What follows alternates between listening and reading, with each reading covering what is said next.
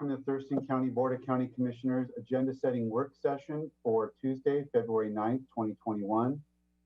My name is Ty Menser, Chair of the Board of County Commissioners. We have Vice Chair Commissioner Gary Edwards, Commissioner Carolina Mejia, our Assistant County Manager Robin Campbell helping us through this work session, and a whole slew of folks that we'll be getting to when their items come up. We have a lot to cover this morning. Public attendance can follow on Thurston County YouTube channel or join via conference call 360-252-9020, pin 1234. And with that, let's get right to the first item, which is our weekly COVID-19 brief update. And there's Shelley Slaughter and Dr. Abdulmalik. Okay, good morning, Commissioners. I have some good news and not so good news to share this morning. We are on day 370 of our COVID-19 response here in Thurston County.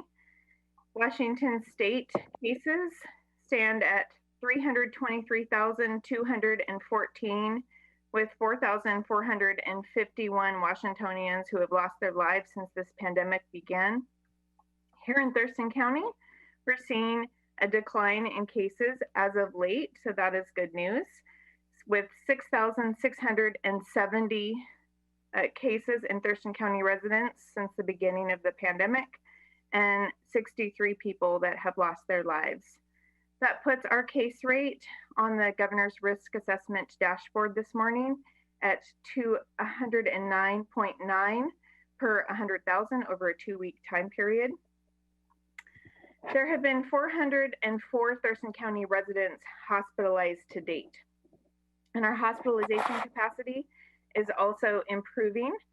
In the Western region, of which we are a part of, along with Mason Pacific, they changed the regions on me and I'm still getting used to that. Lewis, Pacific, and Grays Harbor County, 86% of beds are occupied in our hospital system, with 13.2% of those beds occupied by COVID patients. In terms of ICU capacity, 26.2% of staffed ICU beds in our region are occupied by COVID patients. 5,018 Thurston County residents have been infected with COVID-19 and have since been released from isolation and quarantine. Our test positivity rate declined from 6.3% yesterday to 5.8% today. So that continues to be good news as well. We do want the community to know that testing is still very important and available in many places, including your local healthcare providers, our Providence drive-through site in Lacey, and Thurston County Public Health also has weekly mobile testing events. Today we'll be at Rochester Organization of Families from 10 to 1, tomorrow at 3811 Pacific Avenue in Lacey from 10 to 1. Thursday, our team is at Union Gospel Mission from 10 to 1, and Fridays we are at Evergreen State College from 10 to 1. In terms of outbreaks, since this pandemic began, we've had 49 outbreaks in congregate care settings and 9 that we are currently investigating. Moving towards vaccine data that I wanted to share with you. Statewide, 942,166 Washingtonians have received a COVID-19 vaccine. Here in Thurston County, 29,464 Thurston County residents have received the vaccine, with 27,052 residents who have received a first dose and 6,120 Thurston County residents that are fully vaccinated, which is about 2%. So we are making progress despite really challenging supply chain issues. Unfortunately, we learned that this week, our Thurston County region is only receiving a total of 600 doses of COVID-19 vaccine. 500 of those are going to local pharmacies, and the remaining 100 is targeted to adult family homes in 1A, which is a good thing, but that is not enough at all for our population. So this week, Thurston County Public Health will not be having any clinics, and also healthcare providers are also experiencing that same shortage. So we want residents to know that there is not first doses of COVID-19 vaccines available. There are second doses, and people that have already received their first dose and are due for their second dose should make very sure that they follow up and get those second dose appointments. I am really proud in the last week about the successful events that we did have at Thurston County Public Health, with a total of 1,568 doses that have been administered in the last 7 days. We had events over the weekend at Salvation Army, at the Lacey Recreation and Athletics Center, in a partnership with Providence and many others, where over 1,113 people were vaccinated. And then on Sunday this week at the Lacey Senior Center, 387 seniors were vaccinated. And I really just want to say thank you so much to all of the partners who are helping, joining us in these events, our amazing healthcare providers who, since the beginning of this pandemic, have been working to take care of all of us, and in their spare time also helping to vaccinate people. Our amazing Medical Reserve Corps, all volunteers, and our public health staff that have been working on this pandemic all along as well, and continue to work really hard to get Thurston County vaccinated. And with that, I'll see if Dr. Abdelmalek has anything further to add, and we'll take your questions. Good morning, commissioners. Our community transmission rates continue to decline. We are currently at 209 cases per 100,000 over the past 14 days here in Thurston County. So that's definitely a positive trend. However, we must not be complacent.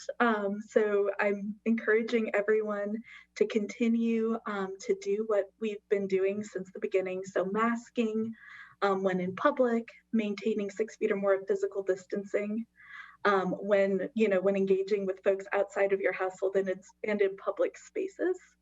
As well as staying home when sick and getting tested.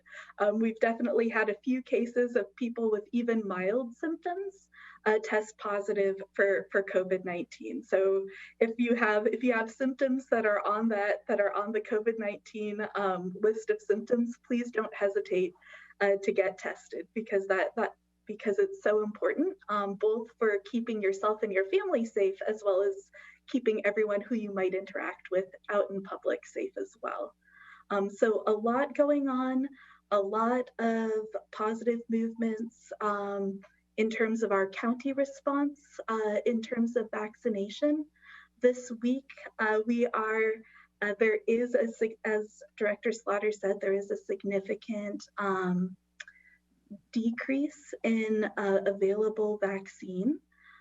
This is largely due to the fact that Washington State and all of us have a commitment that once someone receives their first dose, we do everything possible to ensure that they get their second dose in a timely fashion, and that's what's that's the information behind our decrease in COVID-19 available doses for first doses this week. So with that, I would like to open it up for any questions. Thank you. Commissioner Mejia, anything for the team? Yeah, so last week we received 2,800 doses, is that correct, in Thurston County? And this week we only received 600? In terms of prime doses, yes.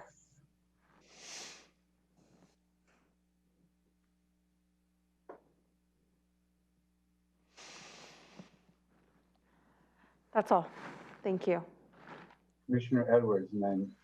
No, sir. I'm good. Thank you. Okay, Robin. So either Shelley or Dr. Abdelmalek, could you clarify that the 600 doses are for all of Thurston County, not just public health? Is that correct?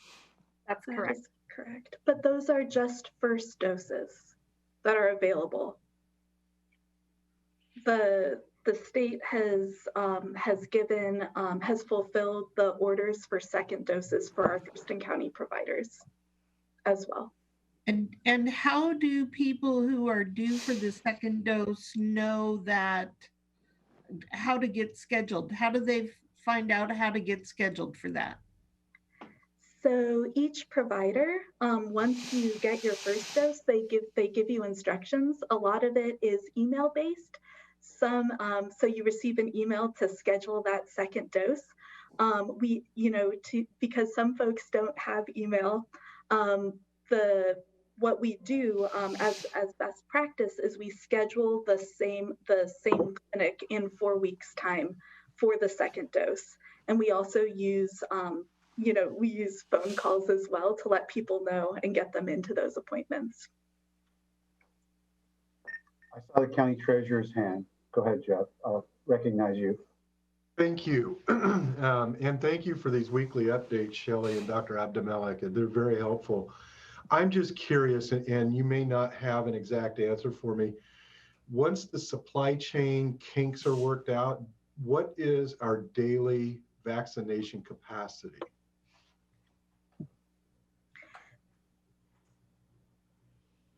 So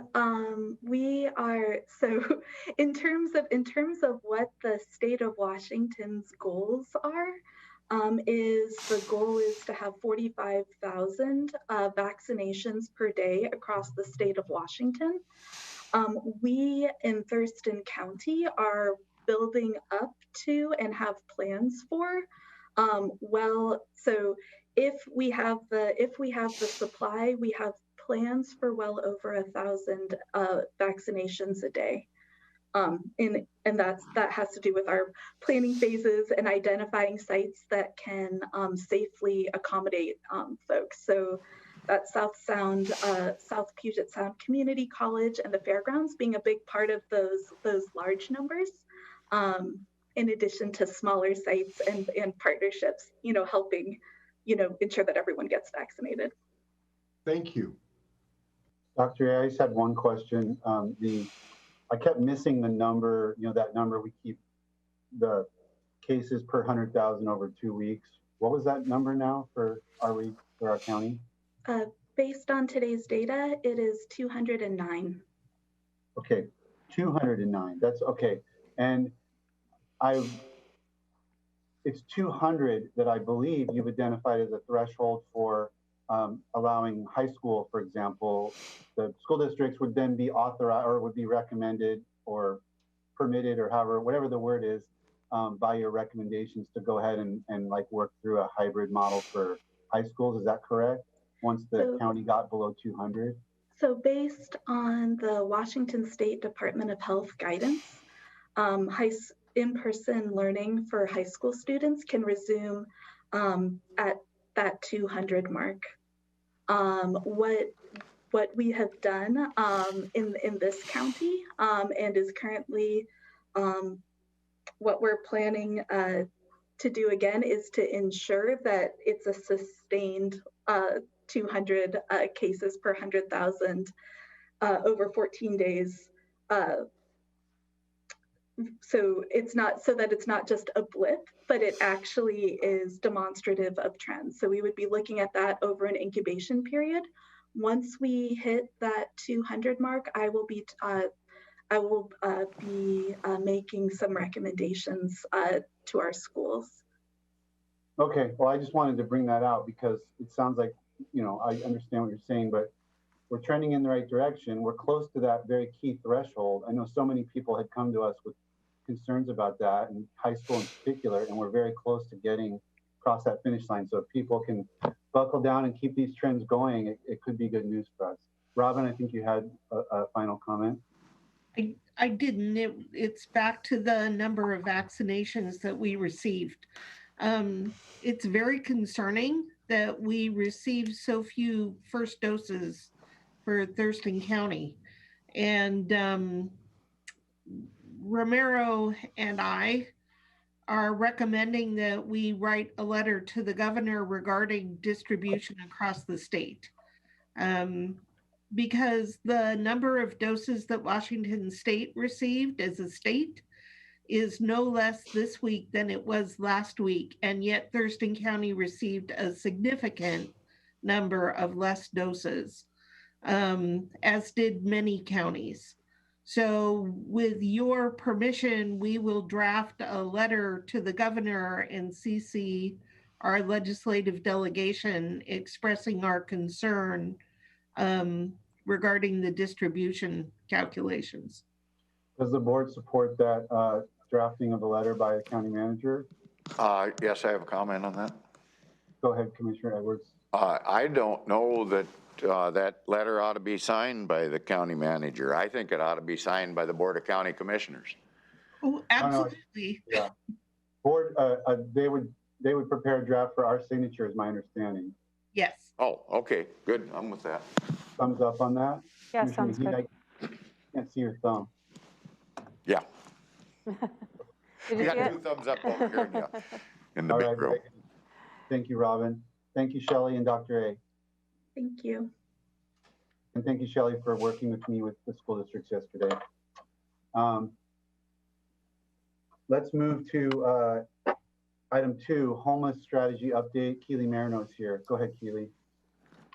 Good morning, Commissioners. Keely Marino with Public Health and Social Services. Just a brief update today. We are continuing to work on looking at what other counties, our peer counties, are doing around FEMA acquisition regarding the 100% reimbursal executive order by President Biden.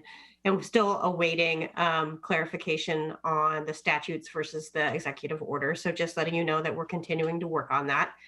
And then other than that, we will be declaring a hazardous weather event this week. So starting on Wednesday, tomorrow at 7 a.m. until Sunday morning, the 14th at 7 a.m., there will be a hazardous weather event. What that typically means is that we increase shelter capacity. However, we are at a significant disadvantage this year due to COVID and our already reduced numbers of shelter beds available.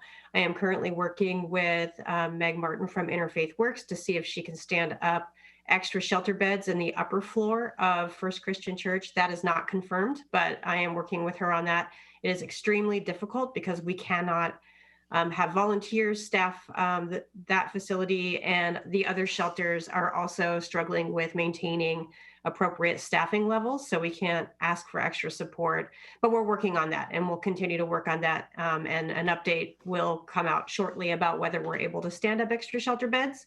The city of Olympia has offered to open the Olympia Center from 10 to 3 p.m. Wednesday through Friday for folks to come in and get warm. We are also struggling trying to find folks that can staff that facility. So I'm working closely with Jill Russell from City of Olympia to help her find, to assure that we can staff for those 4 days, that extra site for people to come in out of the cold.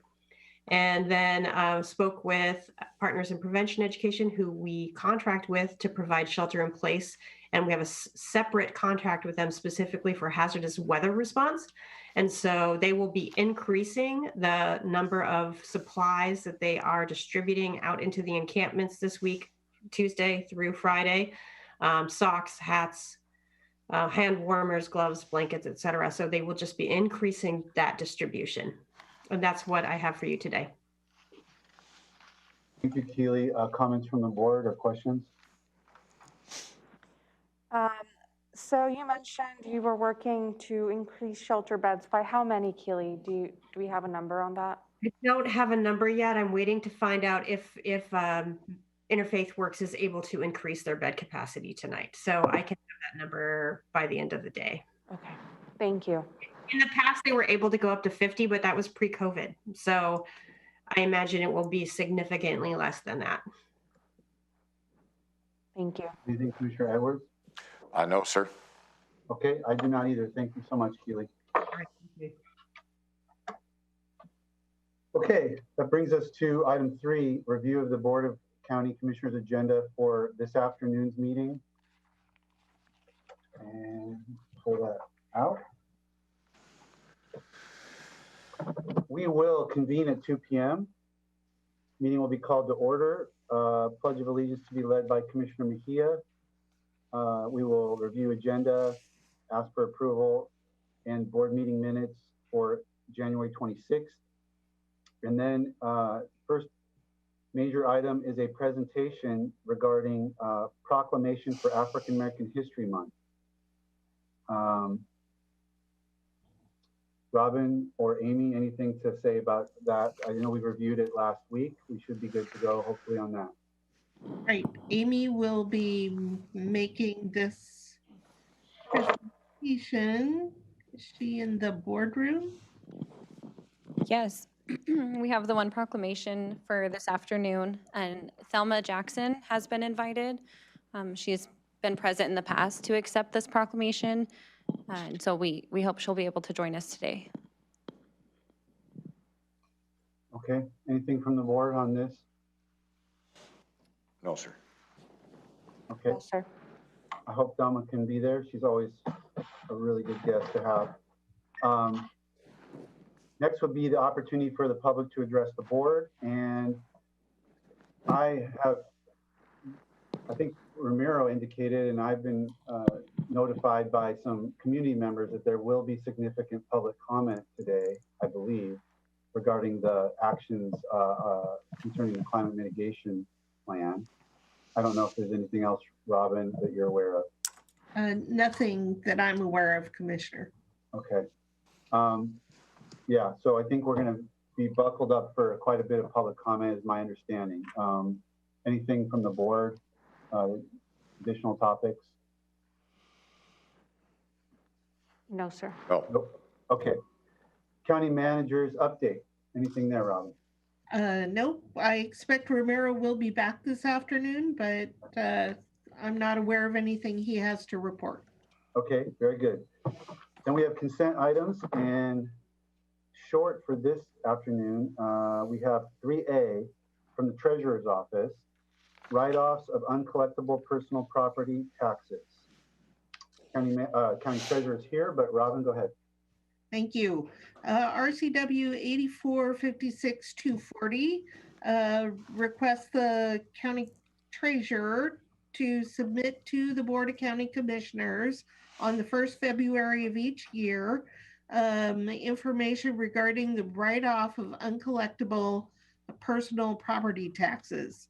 This year, the Treasurer has submitted to you taxes for 7 mobile homes that have been destroyed, and the uncollectible taxes in the amount of $2,125, and then also uncollectible taxes for 24 businesses that have closed and 2 that are in bankruptcy that amount to just under $12,000, for a total write-off this year of $14,072.60. And I'll ask if Treasurer Gadman has anything to add. No, just want to comment. This is an annual process that we go through. And, you know, for uncollected property taxes, both real and personal, the remedy that is in law is to attach the property that is connected to the taxes owed. These are uncollectible because the property, there's no property to attach the taxes to. So we don't have any remedy beyond this, and that is the request, why we have to do this every year. I will say this year's total is lower than it has been the last couple of years. Any questions for Treasurer Gadman? Commissioner Mejia? No questions for me. Thank you. Commissioner Edwards? No, sir. Okay, I do not either. Thank you, Jeff. This is on the consent agenda, so we'll free up your afternoon. Appreciate you being here this morning. Thank you for your time, everybody. Items 3B and 3C are auditor financial services voucher lists. Any questions from the board related to those 2 voucher lists that need to be addressed this morning? No, sir. No, sir. Okay, very good.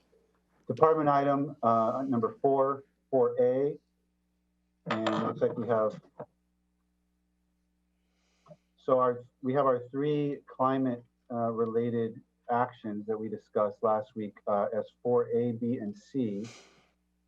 So we can kind of probably talk about those as a group, but go ahead. I'll let Robin kind of. Thank you, Commissioner. As you commented, the board discussed the climate action plan in detail at your January 29th executive planning session. This contract, the item A is a resolution to declare climate change a crisis in our community.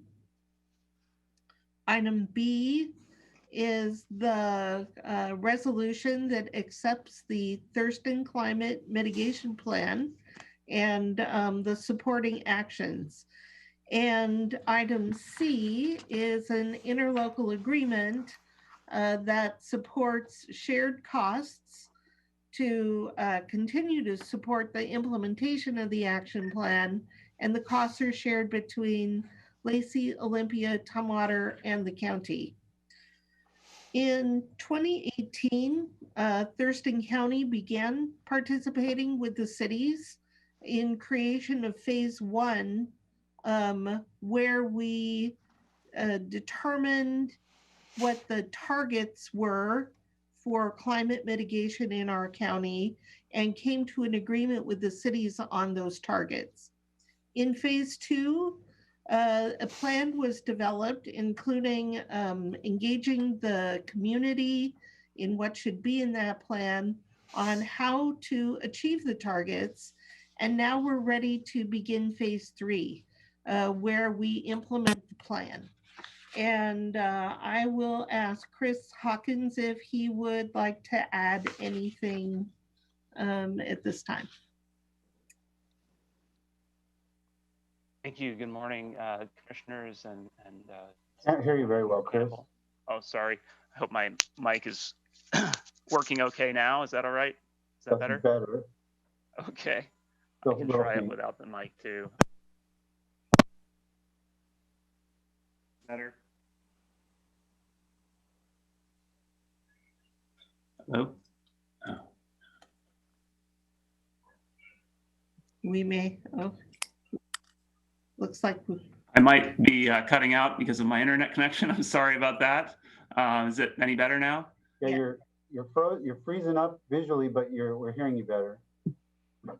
Okay, well, maybe I can just turn off the video and that'll work better. I'll try that. Chris Hawkins, Program Manager with Thurston County Public Health and Social Services. Thank you, Commissioners and Assistant County Manager Campbell. I think Commissioner, I think our Assistant County Manager covered that well in terms of introducing the item. You've had a lot of discussion of this Regional Climate Mitigation Plan over the last couple of years.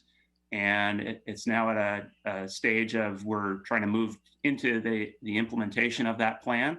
And these resolutions are an expression of well, number one, the climate crisis is an expression of the urgency of the issue and its significance, both in our community and in doing our part to reduce an issue, a problem that is widespread across the planet. And the second resolution is to express your approval of the climate mitigation plan, as it's already been approved by a steering committee of that plan that included council members and a commissioner in reviewing those actions and putting together the best strategy we have to reach our climate mitigation targets. And then finally, an interlocal agreement that puts in place the framework for continued collaboration with the partners, those being the cities of Lacey, Olympia, and Tumwater, along with Thurston County, to implement that plan with the due haste that it deserves. So that's what I have as an introduction, and happy to take any questions that you have this morning. Okay, let's kind of handle these as a package since we've worked on them in that form. So is any questions from the board on items 4A, B, or C? Yes, I do. Go ahead, Commissioner Edwards. When it comes to the third whereas on this resolution declaring a climate crisis, it refers to the Paris Agreement. And I have some concerns about the fairness on how different countries are treated. We're not allowed to burn coal, but China and others are. And I wonder about the complete dedication to developing alternatives, hydro, solar, nuclear, wind, renewables like wood and green oil and that, such as that. So I'm concerned that we're by having that piece in there, although the county manager mentioned to me that my seatmates are interested in keeping that in, and I respect that. It's just that this whole thing about climate change and it's a global issue. And I don't understand why some countries are allowed to do things that other countries are not. And I'm all about fairness and equal, having an equal footing worldwide, because it is a worldwide issue.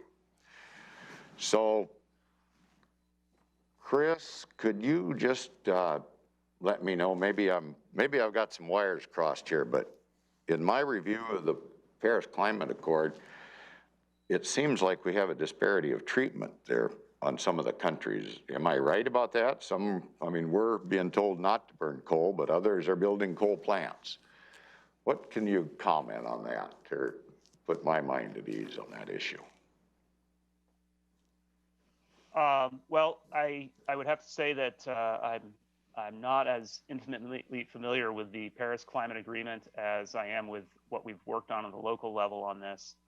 I would have to get back to you for more detail on how countries are treated under the Paris Climate Agreement.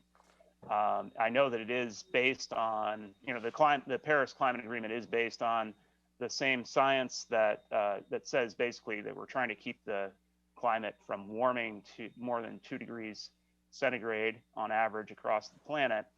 And that then is sort of broken out into what is the share of greenhouse gases that have been emitted across different countries and different localities around the world. And that's sort of the scientific basis for the targets that we've set. So they're based on that target, kind of precedes the Paris Agreement.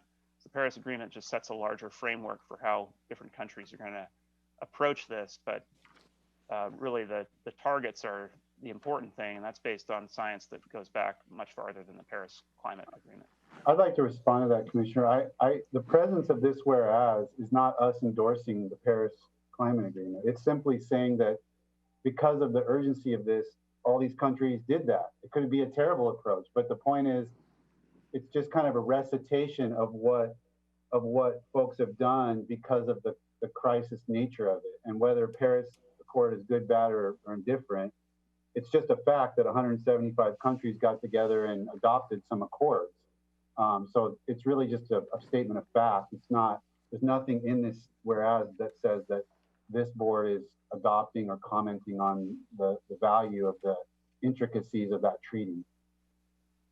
Okay, well, I agree. We can do better, and we always need to do better when it comes to treating the planet better.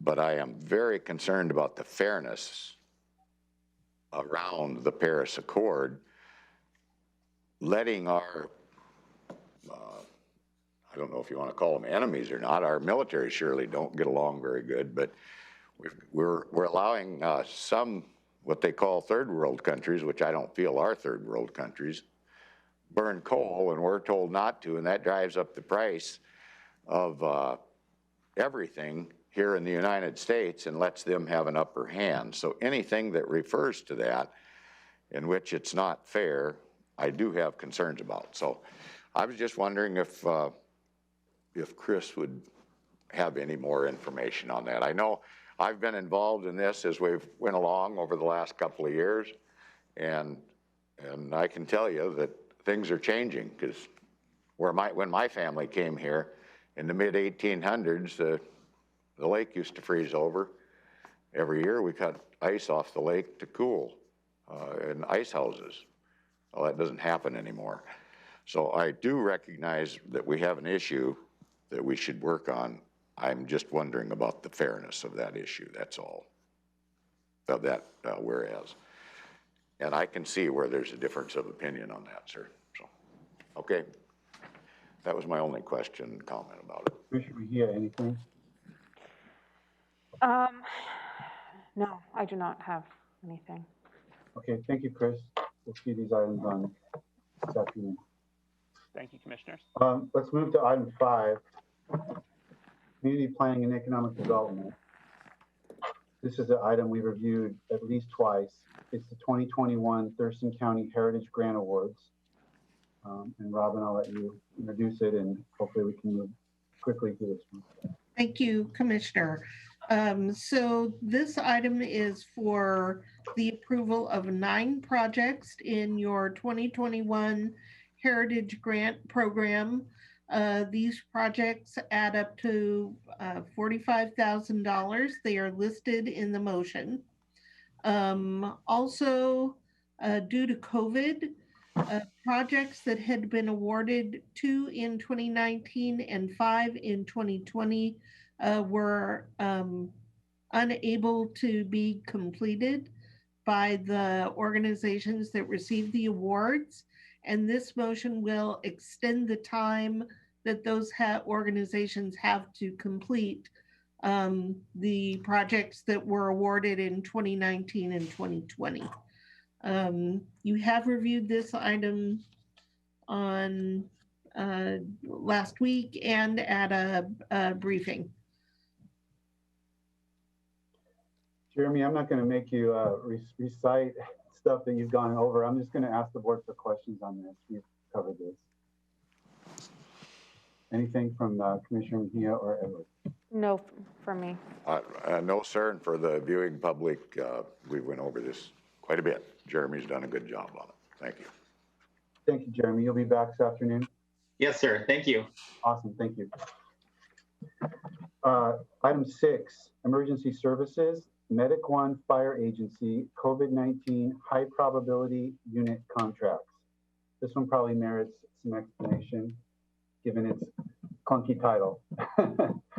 Okay, so this is a contract with our fire districts to develop and have ready a high probability unit. And that is an emergency unit that is ready to respond, a specialized unit to calls for people who are either suspected or confirmed of having COVID-19. So the call might not be about COVID, but it's for the patient who has either, again, confirmed or suspected COVID. This will help us to conserve PPE and resources, and this team has specialized knowledge on how to respond appropriately. And I'll ask Curt to kind of fill in the gaps. Good morning, Commissioners. Curt Hardin, Director of Emergency Services. As Robin stated, this is a surge capacity for EMS transport services in the event that our current services are overwhelmed during the pandemic. What it does is it maximizes the use of county emergency medical services personnel, and it also preserves the use of our PPE so that we don't have PPE or burn through additional resources of PPE. And one of the key components of this is Medic One is orchestrating this amongst all 12 fire agencies, because it provides a mechanism then for us to request FEMA reimbursement if we intend to activate this contract. This is activated only if needed, once again, and if we're overwhelmed in the current pandemic. The potential cost is up to $240,000 a year, and this has been through the EMS Council, and they have recommended approval to the Board of County Commissioners for this contract. Thank you, Curt. Any questions, Commissioner Mejia? No questions from me, thank you. Commissioner Edwards? No, sir. Me neither. Thank you, Curt. Okay, thank you. All right. On to item 7, Public Health and Social Services, waiver of competitive solicitation and amendment to extend the Thurston County Chamber Foundation Thurston Thrives contract for 1 year. Go ahead, Rob. The county conceived of and developed Thurston Thrives in 2013, and in 2014 handed off oversight of Thurston Thrives, if you will, to the Thurston County Chamber Foundation. Since 2014, we have partnered with the Chamber and successfully run the Thurston Thrives program, and we seek to continue this partnership with the Chamber and the community through the extension of this contract. And Chris is here, and we will try to answer any questions you may have. Chris, do you want to add anything before I open it to the floor to questions? No, I think we went over this at previous agenda setting, and I think that it's pretty straightforward what we're asking for, as County Manager Assistant Campbell mentioned. Okay. Questions, Commissioner Mejia? No questions for me. Commissioner Edwards? I know, and again, we've been going over this, so I think Chris has got it covered pretty good. Thank you. Thank you, Chris. I'm good. And we'll see this afternoon. Item 7B under Public Health is the 2021 Public Health and Social Services Request for Proposals. Tom Webster, Social Services Program Specialist, is here. Robin, why don't you introduce this? Thank you. So Public Health and Social Services runs many programs that provide grants to our community, and through those grants provide services to the citizens. We are requesting board approval to release requests for proposals for the CDBG, that is Community Development Block Grant, for the city of Tumwater, the Veterans Assistance Fund to provide services to our vets, the Treatment Sales Tax Program to provide treatment for people who have behavioral health concerns, and a variety of our grants for housing programs. Information will be available at the Public Health website for each of these programs beginning February 26th. There'll be a bidders conference on March 3rd, and proposals are due on April 2nd. And Tom and I would be happy to answer any questions you may have. Okay. Tom, anything before we go to questions? No, that's an excellent summary. Specifically, I would add on the CDBG, those are funds that will go to the city of Tumwater.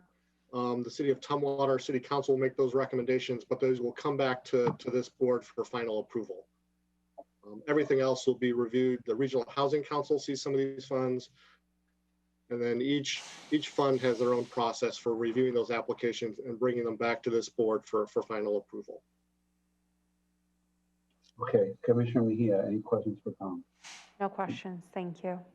Commissioner Edwards? No, sir. Okay, great. Tom, I just would make the comment for the public that this is a small item on the page, but it's a big item. These different funds, like we had a presentation from Treatment Sales Tax last week, and they're lining up their process with this process. And there's, as you say, there's several funds here, and it's a big deal that we're kind of wrapping into one streamlined item here. So folks should definitely not miss this if they're interested in bidding on these various funding streams. Thank you, Tom. See you this afternoon. Thank you. Right, these grants provide millions to our community. Absolutely. Okay, thank you. Item 8 is Public Works under department items, and we have two items. 8A, contract award for fish passage enhancement. Okay, the county received one responsive bid to an RFP to fabricate 3 steel bridges in anticipation of projects that we will be doing this summer at the Latigo Street at Spurgeon Creek, the Chehalis Western Trail Project, and the Gate Road Culvert Replacement Project. Having these prefabricated bridges will allow the department to streamline construction and possibly speed up the process. So I'm very glad that Jesse's here to answer any questions that you may have. Senior Civil Engineer Jesse King, welcome. I remember we discussed this quite a bit last week. Anything else that changed or you wanted to add for the board? Good morning, Commissioners. Jesse King, Senior Civil Engineer over here at Public Works. So it was curious to us why we only got one bid for the manufacturer. So we reached out to some other manufacturers and we're just waiting for a response to see why they may not have bid. But I think it's important to note that this is for the manufacturer. For the installation and construction, historically, we've gotten 5 to 10 bids on different projects. And so we're assuming that here later in the spring, when we go to bidding for the installation and construction of these projects, that we'll get more bids than just one. And it'll be quite a few local contractors that like to bid on these projects. So. Okay, thank you, Jesse. Commissioner Mejia? No, thank you, Jesse, for reaching out to other manufacturers and seeing why there was only one. And I think we had several questions last week in regards to that, so thank you. Mm-hmm. Commissioner Edwards. I think the only thing that I might mention is not only have we discussed this quite a bit, but I believe last time we discussed it, you had found out that the bidder that was awarded this particular contract has incorporated another business in, so that's why the business name changed, but it's kind of like the same folks that are supplying these 3 bridges that we've done business with before. And it was my understanding that the bridges were very adequate for the jobs, I think it was last year. Is that right? Yeah, yes. So we've used Big R as our manufacturer in the past. They were the successful bidder for many of these projects. And they seem to be just really great bridges. And Big R was recently purchased by Contec, the company that won this bid. So it's still the same people that we're working with previously. So yeah, it's all the same guys. So. Okay, well, thank you for pointing that out to us, because I think people they wondered about only the one bid, I know. Yeah. And so it isn't like a stranger came in and did something. We're familiar with the outfit. They do good work, and we only had one bid at this particular time, but thank you for bringing that out for the public. Yep. Jesse, I've heard the county manager describe, and probably you too, the way these projects, we order the bridge and then there's a fish window, I think it is called, where we have a limited amount of time that we can do the work. Can you describe that? Like what is the fish window and when is the fish window? So the fish window, it refers to the in-water work window, because these streams have andromatous, I always get screwed up on that word, but fish, anadromous, yes, fish that migrate from the ocean up into fresh water to spawn. They can't really be hassled when they're moving upstream, and so that fish window, or the in-water work window, is usually between July and September. That seems to be when they're not moving through the systems as much. So it's a good opportunity for us to get in there, but it's a short window for construction. And, our bidding schedules are so tight and everything that it has made sense in the past to purchase the bridges or culvert structures ahead of time and have them sitting here in the yard waiting for construction to start. And that really helps the contractor kind of condense their construction schedule. They're not waiting for that lead time of the bridges being manufactured. So it seems to work really well. And I think it's a tactic that we're going to continue to use in the future. Perfect, thank you. Okay, we'll keep you on board here for item 8B, contract award for Gate Road culvert replacement. Yes, so for this project as well, we've had, and it's not for the project, but for the fabrication of a modular precast concrete culvert. We had one responsive bidder who will make the culvert for the removal. It'll be used to replace what's there now, but we're going to remove fish passage barriers at the Gate Road culvert replacement project. Okay, anything there, Jesse, to add? No, just that HD Fowler, the low responsive bidder, is actually a local company. They're pretty close to the Tilley campus here, so I thought that was kind of cool. Any questions for Jesse on item 8B? No, sir, I do not. No, sir. Okay, thank you, Jesse. I don't either. Great. Thank you. Yeah, thank you. Okay, so item 9 are our series of under county managers, a series of standing items. The board will report on work sessions or any committee assignments or work or community issues. County manager will review our combined schedule, and we will adjourn and then take up a Board of Health meeting at 3:30. And so let's just jump right into that. I'm suspecting that our board meeting will take most of that 90 minutes. Chair? Yes. I missed something on 4C of our meeting, the Board of County Commissioners. And I wonder if maybe Robin couldn't answer that for me, or I could bring it up in discussion later today. No, let's go right there. I kind of handled 4A, B, and C together, but yeah, let's go back and capture your question.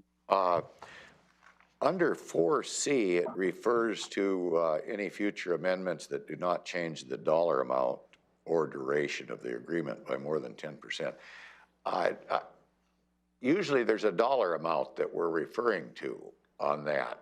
And I just wondered if it got left out, or maybe it hasn't been determined yet. I thought maybe Robin could.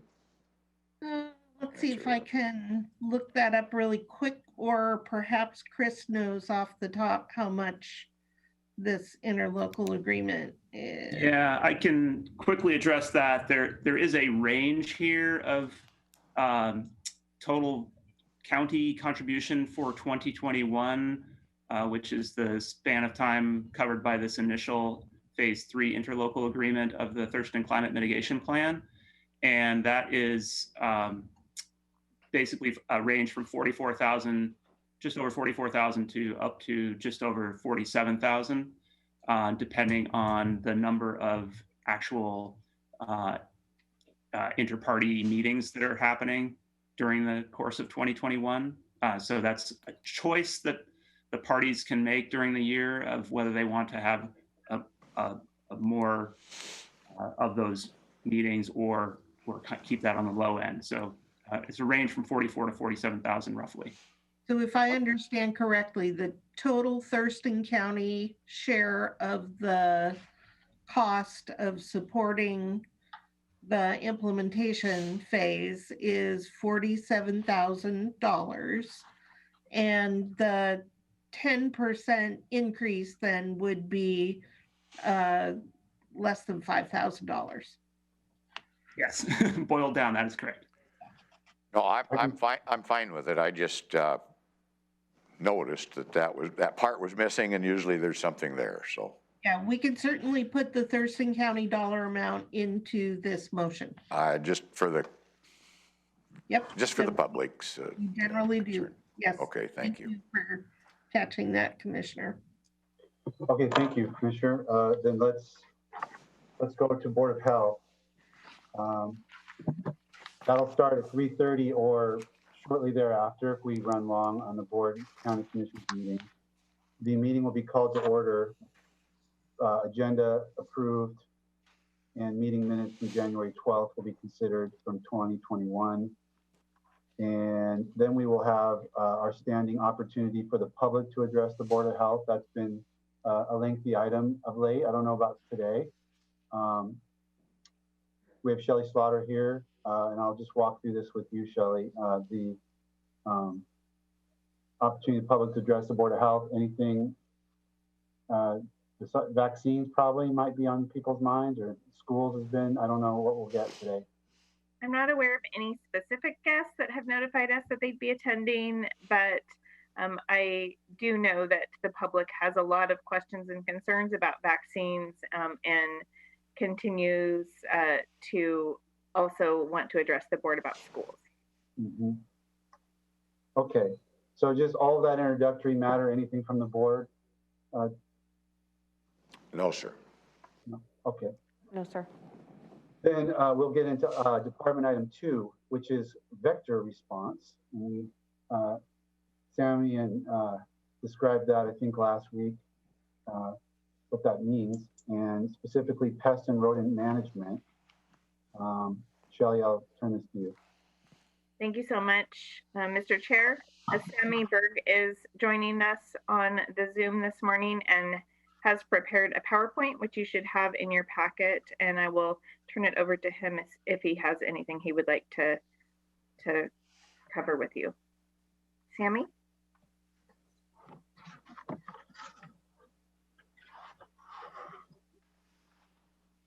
Perhaps Sammy's not able to be with us. The Director of Environmental Health, Art Starry. I see his face on the screen. Though, Art, is there anything that you think the board should know about this item before this afternoon? Sorry, Sammy's back. I'll let him do it then. Yeah, sorry, I was fighting my tablet there. Yeah, I don't have anything in particular to add. Basically, this will be, a fairly basic introduction to the concerns that are raised about the public and whatnot about rats in particular, but also just a little general overview of our vector program and dealing with either bugs or animals that cause us disease and how we deal with that. And so we'll be talking about how we try to assist the public and some conversation around what other folks in the area are doing along similar lines. Any questions for Sammy regarding this agenda item? Commissioner Mejia? No questions. No, sir. Okay. Okay. Thank you, guys. Sure. See you this afternoon. Okay, and that's the substantive topic. We have standing items regarding the Board of Health members' health-related activities, our health officer's report. So Dr. Abdulmalik will be with us. Director's report. Director Shelley Slaughter will be with us, and I'm assuming, Shelley, what can we expect from? Are you going to be focused on COVID-19 related items, or? Dr. Abdulmalik will cover our vaccine response and share some more details related to the information that we just covered in agenda setting this morning for members of the public who are listening in to the Board of Health. We'll provide a vaccine update for Thurston County. And then also in my report, I will be sharing other department program accomplishments and activities that we have going on. Okay, any questions from the board regarding those last items? No questions. No, sir. I had the opportunity on Friday to be interviewed by Thurston County Media on their Stay Safe, I think it's called Stay Safe Thurston County program, trying to capture the county's response to the pandemic. That's available on YouTube, I think, and I posted it on my commissioner Facebook page, and so hopefully I got most of the stuff right. There's a lot of details, so there's information there. Okay, thank you, Shelley. Thank See you. you this afternoon, and our other public health staff. Okay, so it's just after 10. I'd like to get started on the next agenda. We'll break maybe around 10:20. that might be mid-agenda, but that's fine. Let's get started since we've got lots of new items on that agenda. So for Tuesday, February 16th, meeting would be called to order at 2 p.m. We'd have our preliminary Pledge of Allegiance led by Vice Chair Edwards. Consideration of the agenda for that meeting and board meeting minutes from January 26th. Opportunity for the public to address the board, which we can revisit that next week if we hear of anything. The county manager's update. I'm assuming, Robin, you don't have anything that you're aware of? Not at this time. Okay, so let's go right to the consent items, and there are quite a few. The first one, 3A, is a resolution to dissolve the Water Conservancy Board. Yes. So I've just prefaced this with I don't have as much information about all of these items, but we have time to answer your questions within the next week, should you have any. So starting with 3A, this is a request to dissolve the Water Conservancy Board.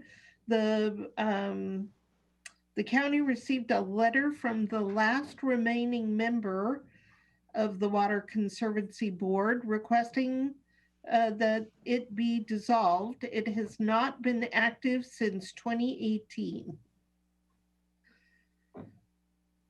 We'll try to answer any questions you may have. The Water Conservancy Board has an illustrious history of former members, including Josh Cummings and myself. But the workload, I think, has dried up for the board. So any questions from the commission? Okay, I might point out that if the public was interested, one of the requirements was, I think, that we sent a letter to the Department of Ecology, and that kind of explains it in short right there. I think it's probably available to the public. Commissioner Mejia? What is this basically the time that's passed to allow for a response in case they wanted to keep that, Robin? Or do they have, after this is passed, do they have a certain amount of days to respond to that? That is a very good question, Commissioner. I can get back to you on that. Thank you. Are you talking about ecology, Commissioner Mejia? Yes, I remember Ramiro saying that they had a certain amount of days to respond if they wanted to keep. Yeah, no, that is a good question. I don't know where we are at on that.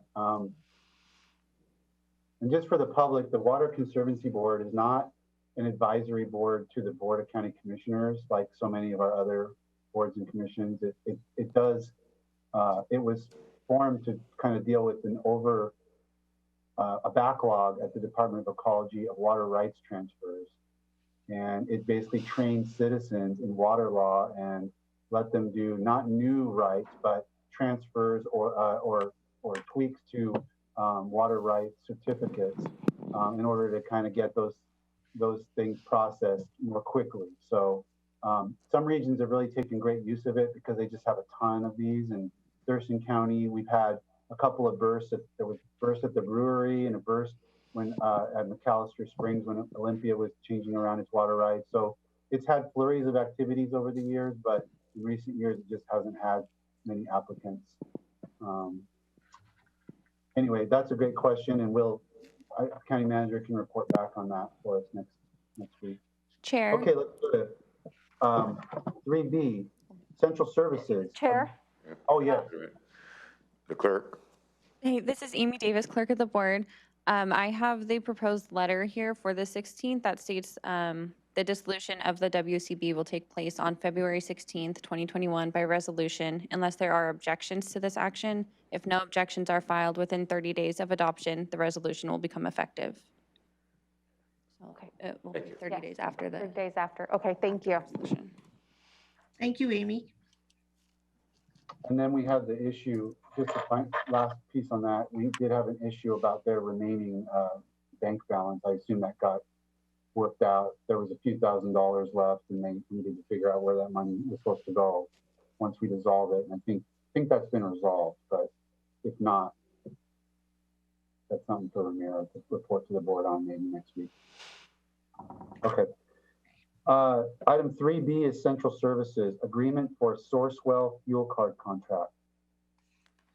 This is an item from Central Services. The county uses fuel cards to purchase fuel for our county-owned vehicles. And we are requesting a 6-month extension of our current contract with Sourcewell US Bank. After 6 months, the plan is to move to the state of Washington master contract to purchase fuel. But the conversion to the new card takes a certain amount of effort, and we need a little time to do that. So we're asking for the current contract to be extended by 6 months.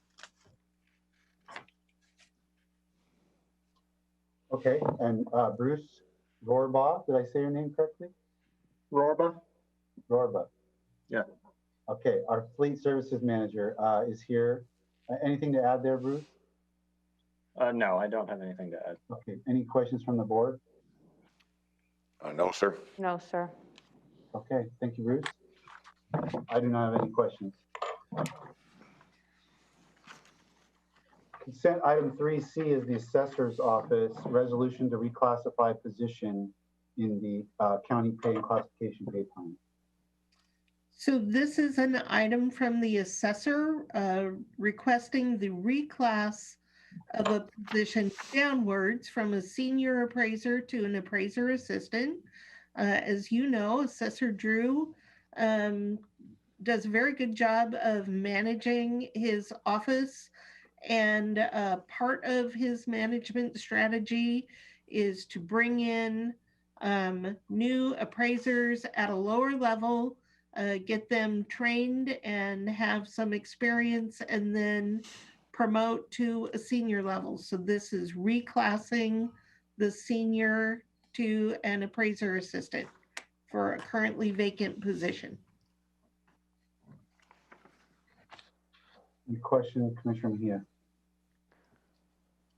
No questions. Thank you. No, sir. No, sir. Me neither. Thank you, Robin. We did review this one. Okay, I'm going to handle the next group together. We have 3D, E, F, G, H, and I are all appointments to committees. We've got 3 to the Agritourism Advisory Committee. We've got 1 to the Civil Service Commission, 1 to the Historic Commission, and 1 to the SWAB, Surface Storm Water Advisory Board. I think the board has reviewed all of these. Robin, if you don't have anything particular to say, we can just, I can ask the board if there's any questions or concerns about these particular appointments. That's great. No questions from me, Chair.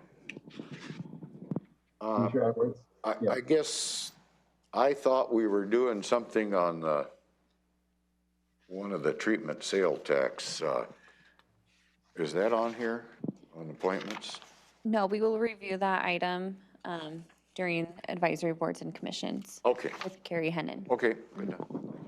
Okay, good. I think, yeah, these were all the agreed ones, and we're good to go there. So that takes us to J and K, which are voucher lists that we'll review once we receive them, and we can address any questions to staff during the intervening week. So that'll bring us to page 4, which is department items. And item number 4 is Central Services. Contract award for Thurston County Public Works closed landfill gas flare improvements. This is actually a public works item, I think, but Chris Helmer's currently working in Central Services. But the county is required by law to maintain our closed landfill. And one of the things we need to do there is monitor gas flares. The county received 9 bids for the construction of the gas flare improvements at the WARC. That's the Waste and Recovery Center. And the successful bidder was Stellar J Corporation in the amount of $547 or $547,856.40. So this would authorize the contract and provide a 10% contingency and authorize the Director of Public Works to sign the contract. And Chris Helmer is here if you have any questions. Any questions, Commissioner Mejia?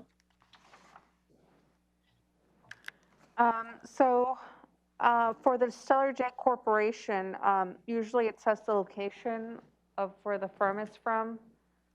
That information is not in here. They are from Southern Washington. They are in Washington State. Chris, are we going to put the address in? Normally, as Commissioner Mejia stated, it would have more information on that just for the public to be aware of when they glance at it. We can certainly add the address of the corporation. I think we'll just add the city of the corporation. We don't generally put the address in. Sure. Okay. Sure. Okay. Washington or whatnot. Okay. Commissioner Mejia, anything else there? Robin, did you say how many bids were submitted? I'm sorry, I did not hear. We received 9 bids on this project, and since this is a public work project, the county is required to accept the low responsive bidder. Thank you for that. There is no bad question when it comes to landfill gas flare improvements. Trust me. Well, I guess I'd throw one other question in there, and maybe Chris could explain this. And I know Commissioner Zita from the Port of Olympia brought this up at a past SWAC board meeting that I was on with her. And it was about, is there any possible way that we can convert the energy into the electrical grid?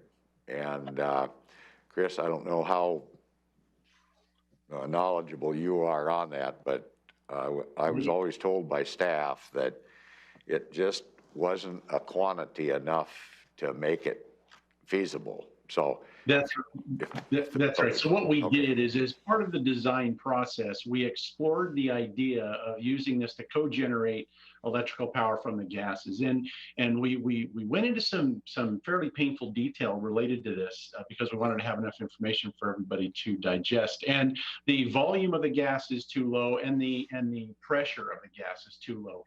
The flares we're putting in now will bring this gas system to the end of its life, and after this we won't have to flare anymore. In about 8 years, we're anticipating we won't have to flare any more gas. We can put it through a biofilter, which will basically consist of a big pile of compost, and we won't have to flare it. So at this point, there's not enough gas to make the cogeneration plant viable. Hope that helps. Yes, thank you. You're welcome. All right. Anything further? Thank you, Chris. No, You're sir. welcome.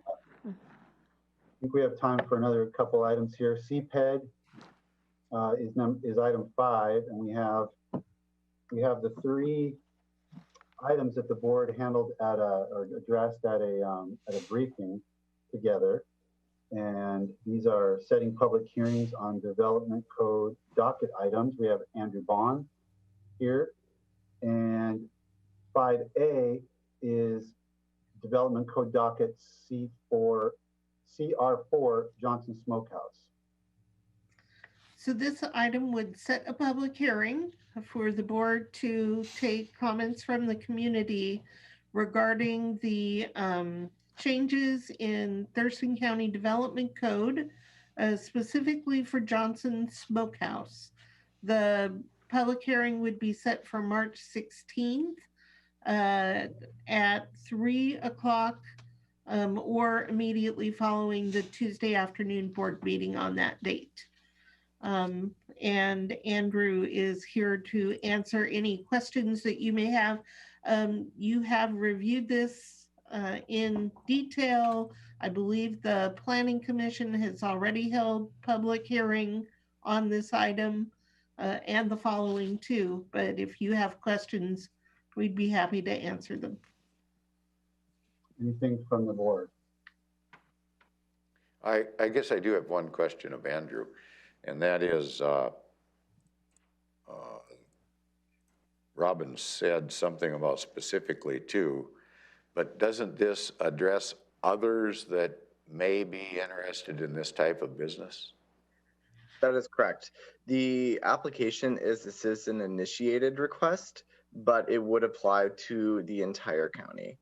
Okay, that's just wanted to clarify that. Thank you. Item, yeah, that's a good point. The item is really commercial smokehouses. It's not Johnson Smokehouse, you know, only. Right. Perhaps we should change that title. Yeah, I would, because that's a good point.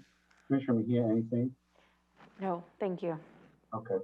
Yeah, sometimes these week in advance agendas is the first time we're seeing an item, but these items that we're dealing with now were handled at a separate board briefing, which you can track on our YouTube if you want to hear the details that were presented. Thank you, Andrew. Let's go to item 5B. This is docket similar, setting a public hearing for Development Code Docket A20, permitted childcare centers. Don't go away, Andrew. This item is again to hear from the public regarding proposed code changes around the permits for childcare centers. Also on March 16th at 3 o'clock or following the board meeting that afternoon.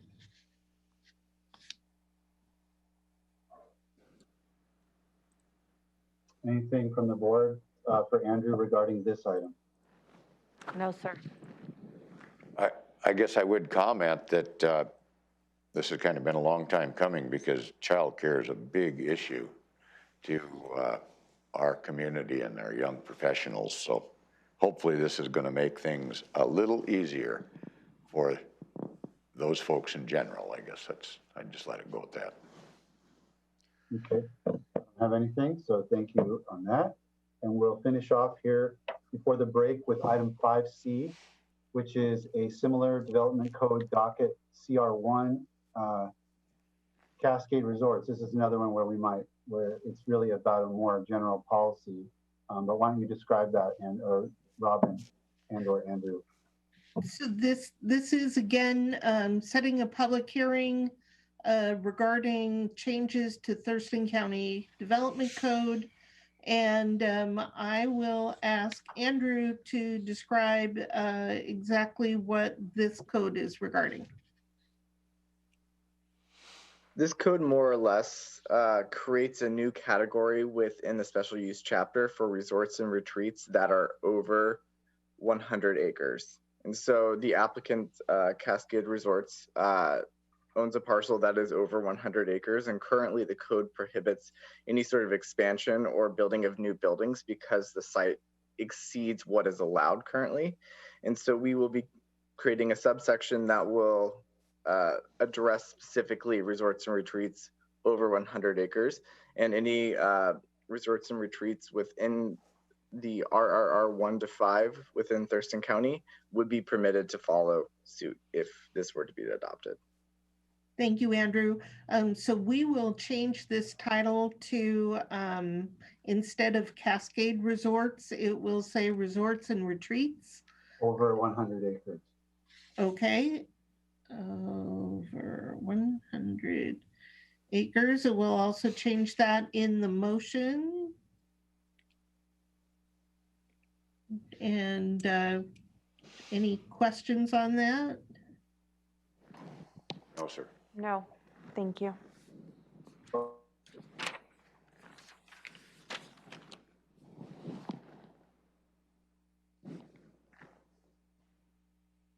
Start then with item 6, Public Health and Social Services on page 5 of the agenda for February 16th.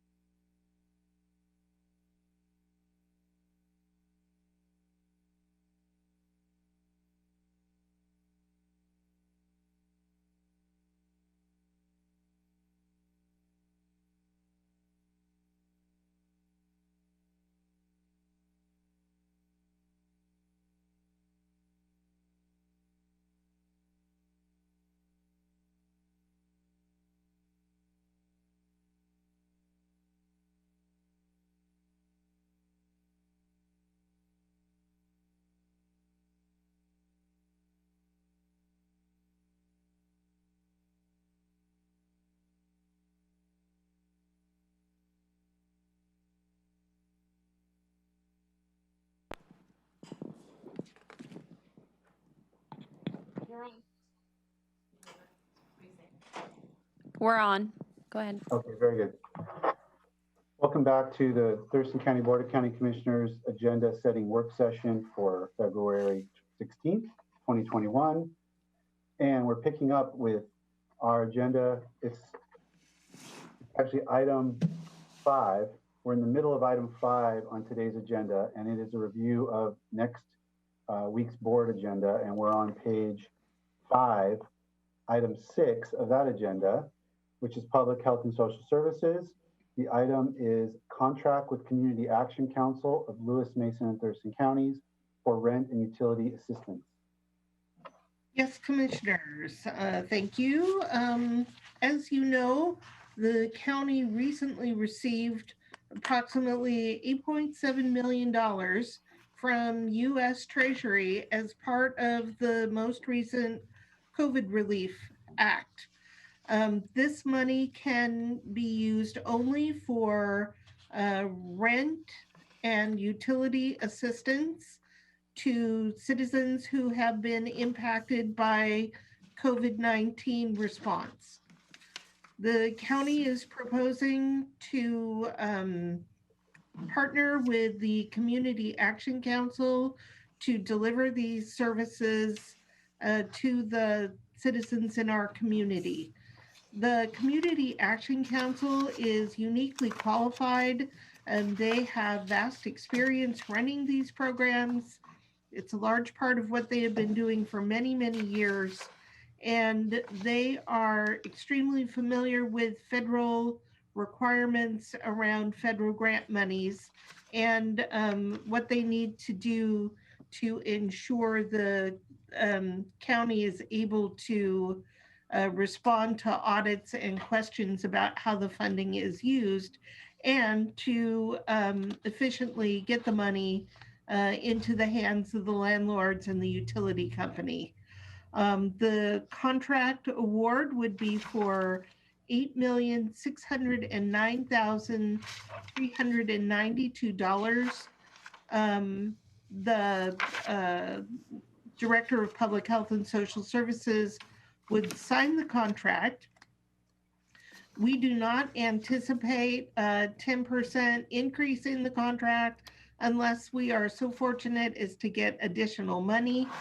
And then I would also add that the money must be spent by, I believe, September 30 of 2021 in order to avoid any need to repay the funds to the federal government. So we would be happy to answer any questions that you may have. Commissioner Edwards. No, sir. I think I've got it covered for now. Okay. So I'm not an expert in the nuances of, bidding and the statutory exemption. So I'm assuming that this falls because of their unique I don't know if it's the emergency nature of the funds or the fact that we've had a continuing relationship with them, or it's because they have unique ability to provide the services. I know those are 3 potential categories. I'm assuming that this falls within one of those or more of those categories for being able to just do this award directly.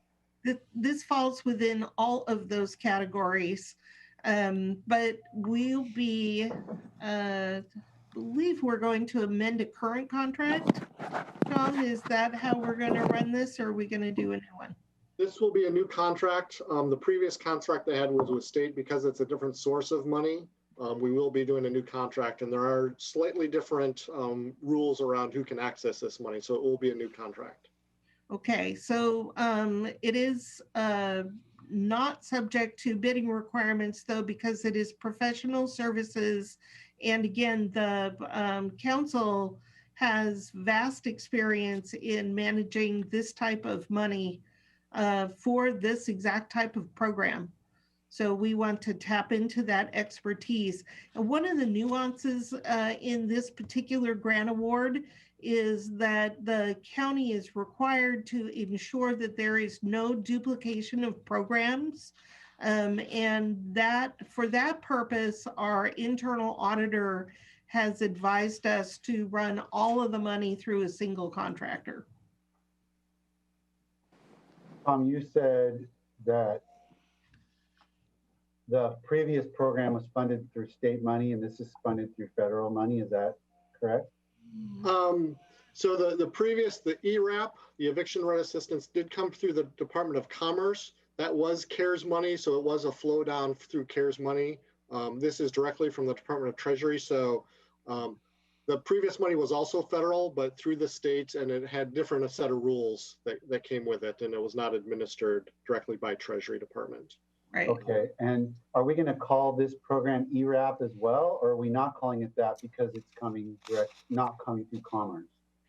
So just to let you know, we're also expecting additional rent assistance money to come from the states under the previous ERAP program. So we are expecting additional ERAP money to come. So what Commerce has done is they're calling this program the TRAP program, for Treasury Rental Assistance Program.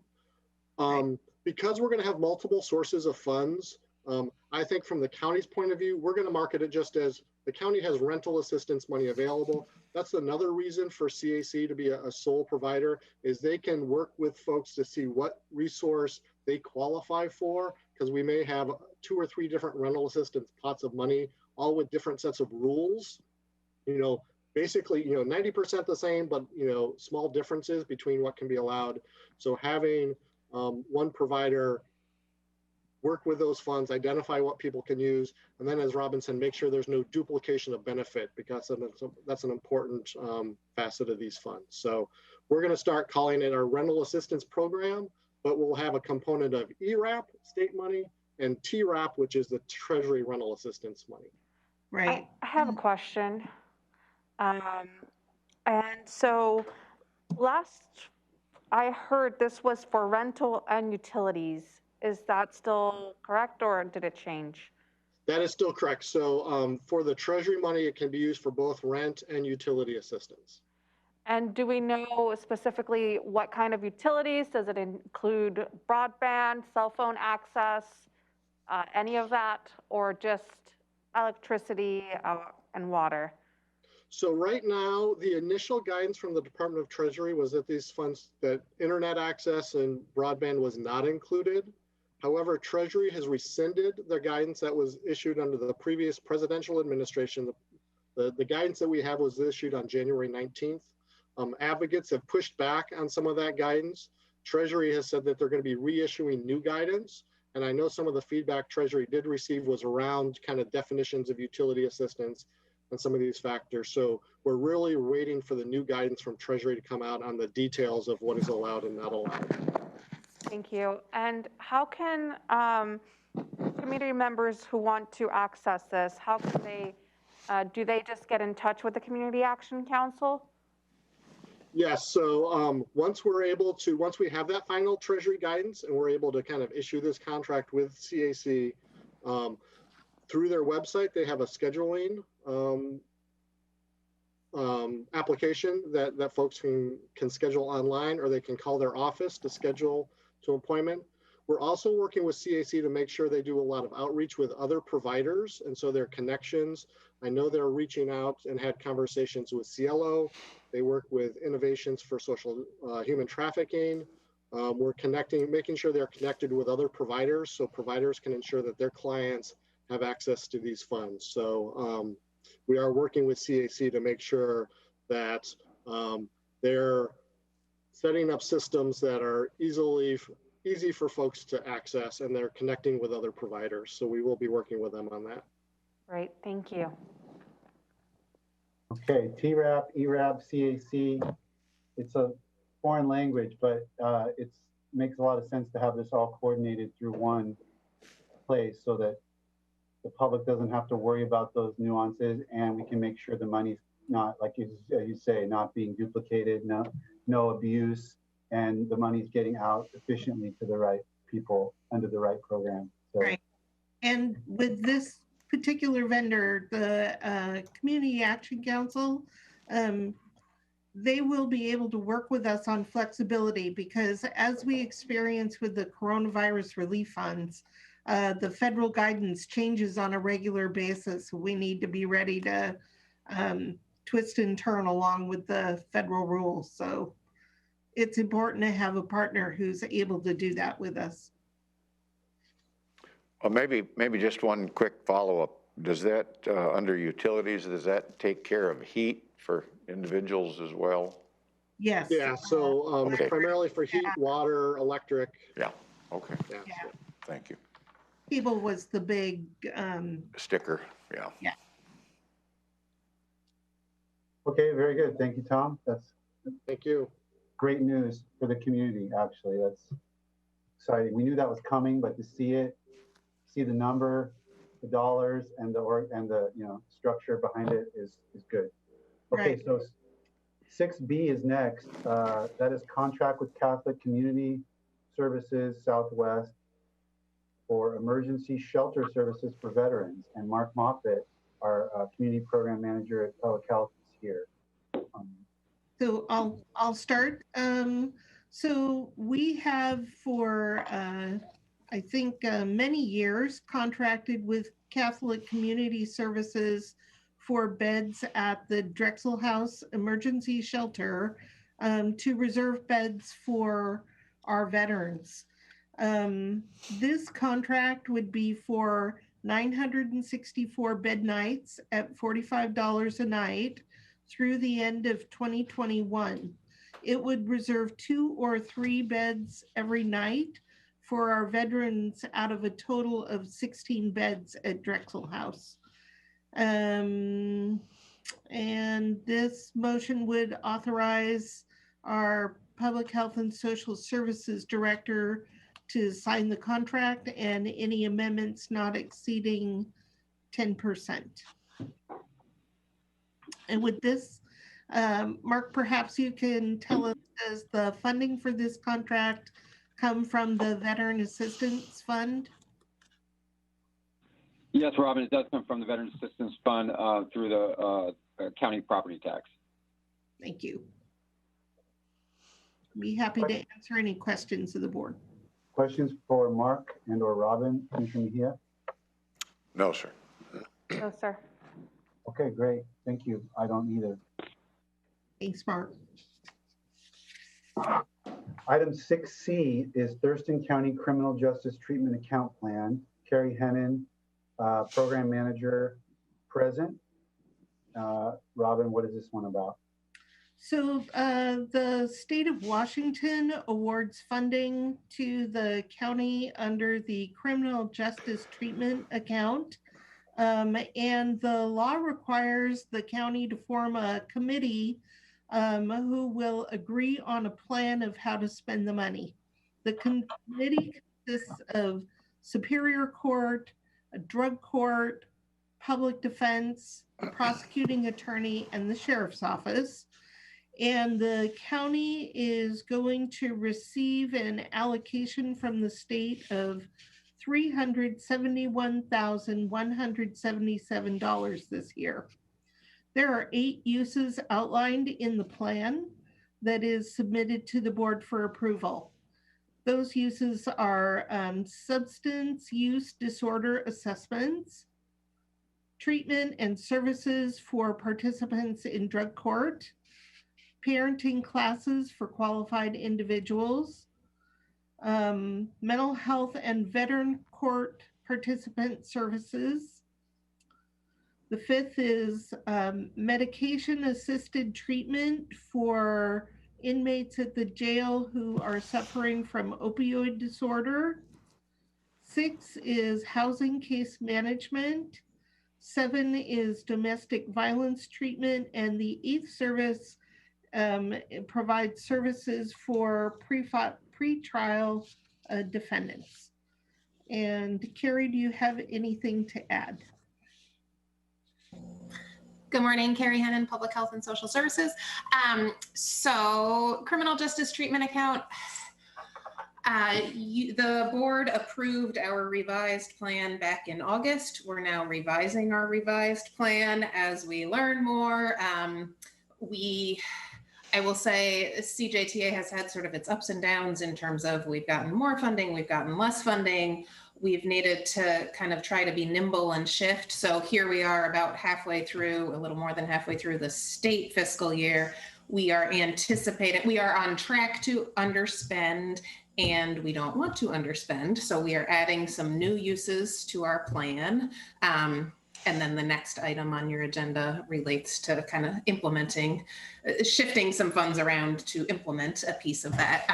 But it is sort of an ongoing adjustment process, and we're learning every year and trying to have the most strategic and efficient use of this fund. But if this sounds familiar, it's because you approved a plan in August. We're now revising our plan, and you'll probably hear from me again in another 6 months with another revised plan.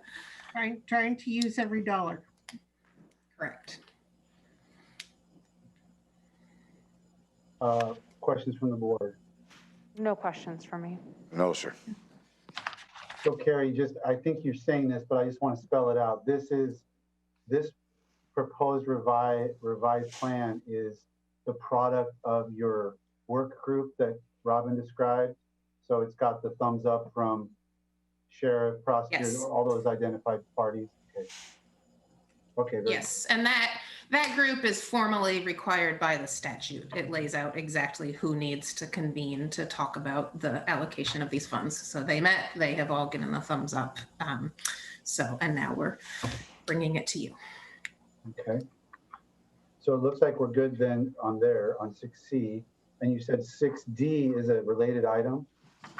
Correct. Okay, it's titled Interlocal Agreement with Thurston Mason Behavioral Health Administrative Services Organization for CJTA funds. So why don't you describe, this sounds a little more specific than the last item. Go ahead. Right, this is we're contracting with the TMBHASO to deliver some of the services that are in the plan that you're approving in the previous motion. And Carrie, perhaps you could tell us which services those are. Sure. Yes. So a piece of the plan is housing case management and rental assistance for CJT eligible individuals.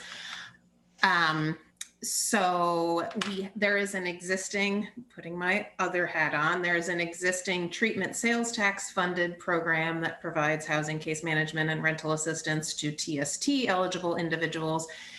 It is often, though not always, placing individuals in clean and sober housing. This is sort of a nice kind of symbiosis. There's a strong overlap between eligibility for TST and eligibility for CJTA. This would add to the treatment sales tax funded program, add some CJTA funds so that they can serve more individuals, serve individuals for longer. So this could be drug court participants in need of housing, individuals releasing from the jail in need of housing. So it really just adds to an existing program to serve more people and, codes those who are eligible to the criminal justice treatment account, and others can still be served through treatment sales tax. Okay, questions on this item, Commissioner Mejia? No questions. Commissioner Edwards? Yes. Why is it that we're just doing this for 5 months instead of, for an example, like a year or something? What's the deal there? Good question. So criminal justice treatment account is a state fund source. And so it comes to us on the state fiscal year. So our current allocation and our current contract from the state ends June 30th. So until we have another contract and another allocation, we can't contract beyond that point. So this really is the kind of reshuffling at the midpoint of that state fiscal year. We thought we'd need more money in some of these other places. We're tracking that spending closely. We don't need that funding for the remainder of this fiscal year at the level we thought we did. So we're moving it over till the end of this state fiscal year. Okay, thank you. I knew there was a reason. Yeah. Okay, thank you, Carrie. I don't have any questions on that. Explain that well. Okay. Thank you. That takes us to item 7, Public Works Board write-off of 2020 uncollectible Public Works Department accounts receivable. Karen Weiss, Senior Management Analyst, present. Robin. This is the annual write-off of uncollectible debt from Public Works utilities. Public Works makes every effort to collect all payments that are due to the county. However, in any company or utility, there is going to be a small percentage of accounts that we are unable to collect. The department, by county policy, comes to the board every year to write off uncollectible amounts.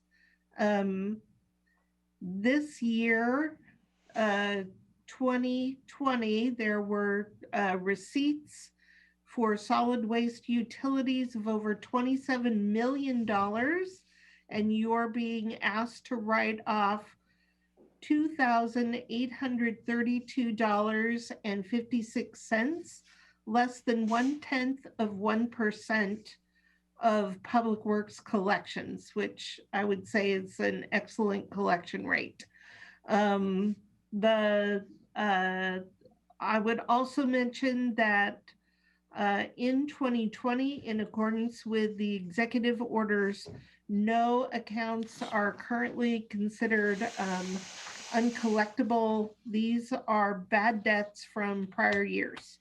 And Karen, is there anything you would like to add? Robin, thank you. No, I think you covered it nicely. I would just add that these accounts, even though we are writing them off for the purposes of our books, for our financial records, these have been turned over to collections, and they will remain as items on those records for the people who still have these. And so there is a possibility in the future that they could be collected, but the statute of limitations for active collections on the part of the collection agency has passed at this point. I have a question. Karen, that amount of money and still being listed as trying to collect from someone that may have died or something, I don't know the answer, but is that cost effective? Is that cost effective to do that? Or is it a requirement that you do that? Well, we have a threshold for sending accounts over to collections, and I believe that threshold is about $50. When we send it over to collections, the collection agency adds fees on top of that for their services. So if they were to collect on that, we would recoup 100% of what we sent over to collections. Their fees would be generated from additive amounts for their services. Okay, then maybe a follow-up on that. Are we just trying to get blood out of a turnip, and then consequently we're putting more pressure on an individual? They're never going to get out of the hole, kind of the way we find indigent traffic offenders or something, and then it makes it tough for them to succeed. I just wonder if it's worth it or not, because I just wonder if, didn't you say, did I hear $27 million you collect annually or something? Our revenue for 2020 was around 27 million. I mean, these are people that have come and used services at the solid waste facilities. They have written us bad checks that we have tried to, follow up with them and collect on. I personally think that it would be dangerous if we did not actively follow up on people who don't pay. We've provided them services. We certainly don't want to get into any kind of gift of public funds for services, though I do think it's important that we have a process that we consistently follow for all of our customers who utilize our services at the county. Yeah, I think this is consistent with how other departments manage their uncollectible accounts as well.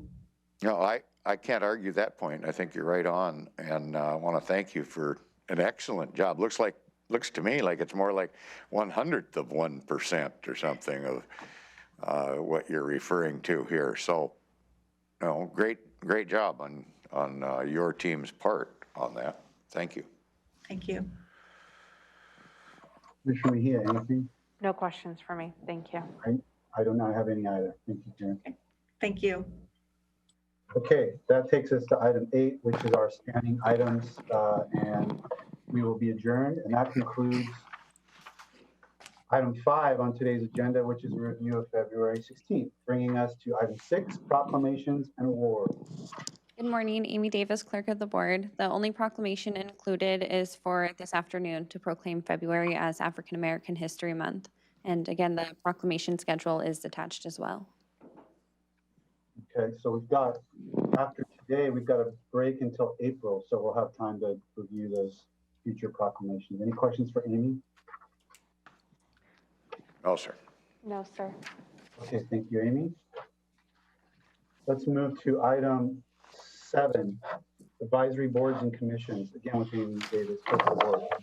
Yes, today we've held this item to revisit the Treatment Sales Tax Advisory Committee applications. You have the same app portfolio as the briefing last Thursday in your packet.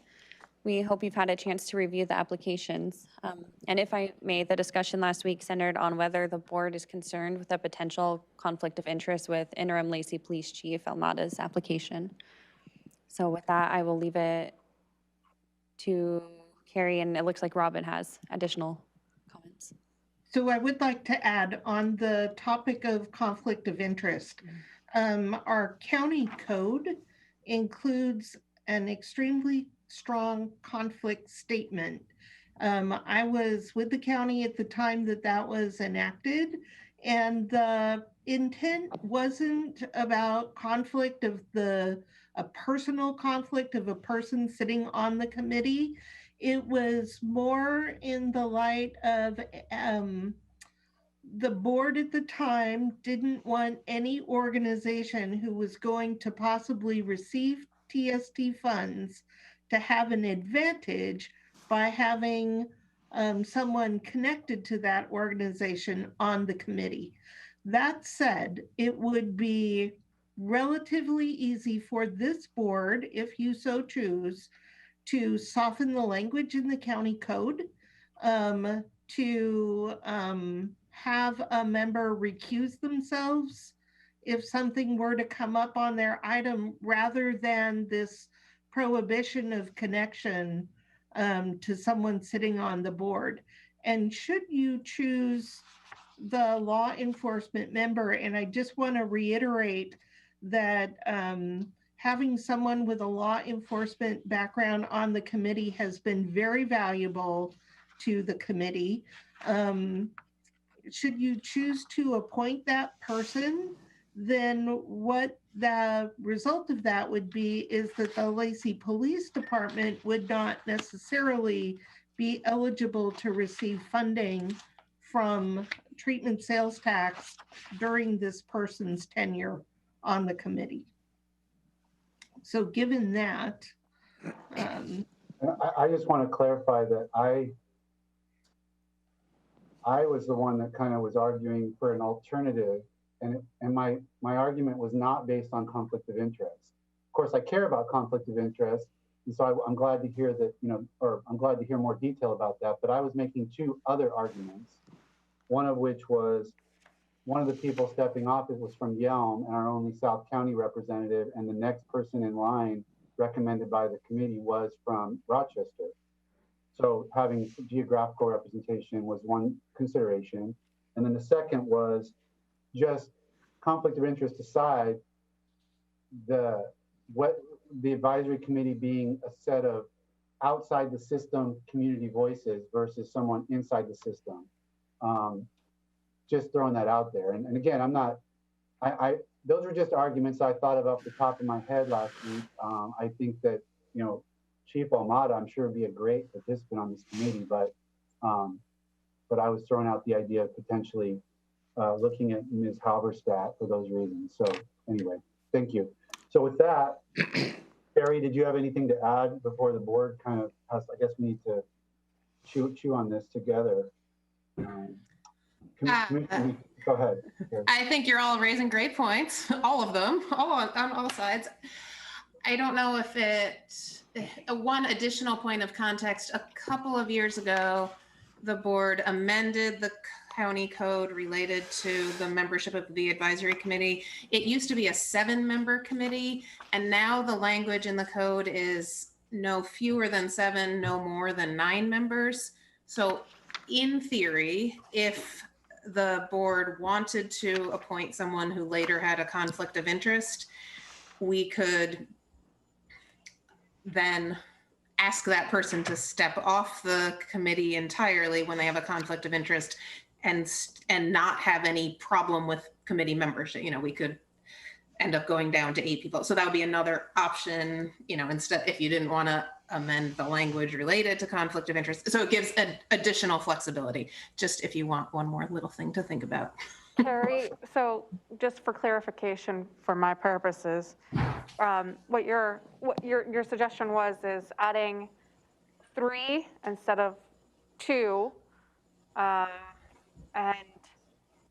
that way if there was a conflict of interest, you would still have the appropriate board members to keep doing business as usual?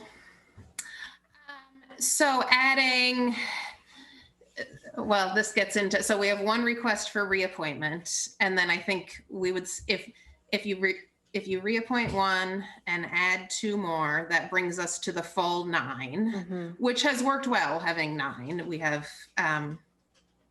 great discussions. It's a good group. It's been very strong attendance. But if one of those 9 then needed to step off for some reason, we have 8, which is still within the, obviously, between 7 and 9 parameters. So, so I think I'm not saying appoint even more than that, because then we're outside of the 7 to 9. But if you reappoint 1, appoint 2 additional, that brings you to 9. If somebody needs to step off, you'd still be okay. But I think the other considerations that you're thinking about, conflict, geography, community representation, are all really good points. Well, I'll acknowledge that that's a good rebuttal to my point about community seats, because we still, previously we had 7. So we added 2. So we still have 7, you know, or in this case, 8, you know, community voices. So that's kind of that's a good thing to think about. Commissioner Edwards, did you want to? Well, I guess I'd just say when it comes to community representation that Ms. Halberstadt actually lives in Lacey, and she was a employee down at Rochester. Granted, probably has good contacts there, so I don't have an issue with that. My concern is the whole conflict issue, because all of the participants that are currently on there, they have connections to other groups themselves, and they are advocates for one thing or another. So, I mean, you could take that conflict issue right down to, well, what do you mean by that? You get personal gain, you get personal money, you personally advocate for a veterans organization or anything like that. I mean, that's why I just think it's a little bit nitpicking to claim any one group has more conflicts than the other if there's no individual that's ever going to get any money per se. I mean, that maybe heads up an organization. They're not going to get money in their pocket to take a trip or anything. So I just think it's getting too nitpicky, and I'm prejudiced, I guess. You know, I'd like to see a law enforcement officer on there because of that expertise that is brought to that organization. We have plenty of other social service activities, and we as a society are talking about how we can better police, if you will, and part of that is going to be social interaction rather than arresting people. And so who better to be able to make comments about that than an active law enforcement officer that's dealing with the times, I guess. So that's kind of where I'm at. Commissioner Edwards, you've swayed me. I'm gonna change my position based on the fact that I'm gonna support the recommendation of the advisory committee because I didn't realize that the Rochester School District person didn't live down there. That's one thing. The young person that stepped off was a law enforcement background, so you're right, we're missing that component. And the fact, and Carrie pointing out that we expanded from 7 to 9, so we have the requisite number of sort of community voices in a sense. And with all of those things to be considered, I think I will support the recommendation of the committee. Commissioner Mejia, you may be outvoted, but did you have anything else to add? No, I didn't have anything really else to add. I think all the points have been spoken to here. The third person, she did have the guardian ad litem experience, which I liked, but I do agree that, a law enforcement experience or a law enforcement point of view is needed in this, so. All right, sounds like we have a unanimous recommendation for the three folks that were recommended by the committee, which is reappointment of Ms. Roberts, Chief Almada, and what was our third recommendation there? Maurice Fiera Madrone. Yes, which we were all good with that one. Okay, great. Okay, I will work with Amy on getting it on your board, on your agenda. Great. Thank you, And Carrie. is the board interested in softening the code in regards to the conflict of interest statement? Because it is extremely strict and unlike most of our other advisory committees. Well, softening to what exactly? So the county code was very mindfully written in an extremely restrictive manner. And the purpose for that was to limit any advantage that a particular organization would have in getting funding. Since this committee recommends how the treatment sales tax dollars are spent, it was seen as limiting any advantage that a community organization would have for access to the treatment sales tax funds. And we could rewrite that to where instead of prohibiting participation on the committee, we would have a member recuse themselves in a vote that would have funding going to an organization that they represent. I have a comment on that. Yeah, go ahead, Commissioner Edwards. I'm not so sure that we need to rewrite it. Maybe we do. I'm not arguing for or against. I'm just saying I don't know if it's necessary or not, because I think conflicts to me are more about personal gain. And I don't know where you draw the line on, so someone is a mental health expert on there. Does that mean that they don't get to vote on anything that might go to any mental health component of this, which certainly is not something that we would want to do. So I think personal gain should be the barometer rather than advocacy, because we have individuals from all different types of advocacy groups that are represented here. So, I agree, Commissioner, and normally that is the test, if you will. But in this case, again, the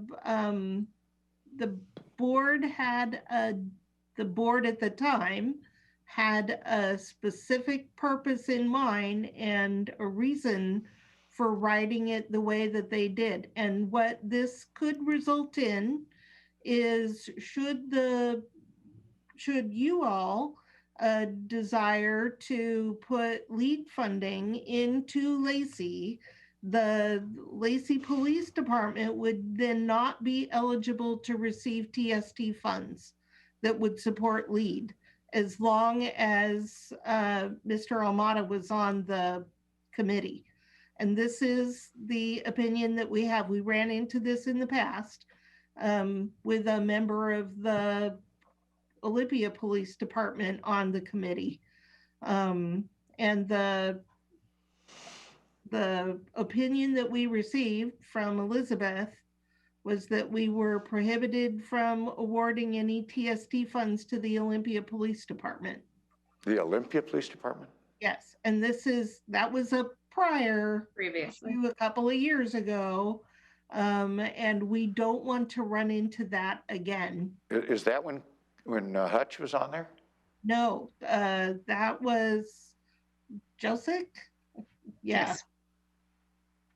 I guess you're talking about the intent that a prior commission had, I guess, in the way they wrote it. Was there a preamble or something submitted with this that we could see what that was? I mean, just because if you wanted to take this right down to the nitty gritty, let's just say then that if you're a mental health advocate, you can't vote on anything that has to do with mental health. So it's really about the organization that they work for. Well, do you want me to read the language? Yeah, does it say that? I guess that's my concern. And do we need to do it right now?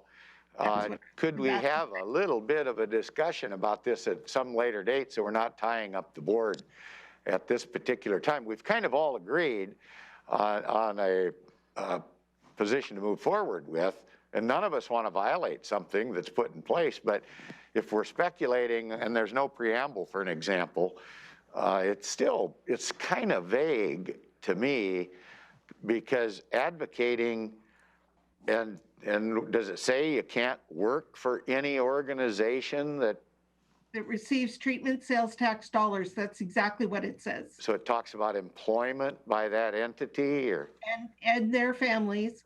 So and to your point, we don't need to resolve this right now. My question is, do you want to revisit this at a later time?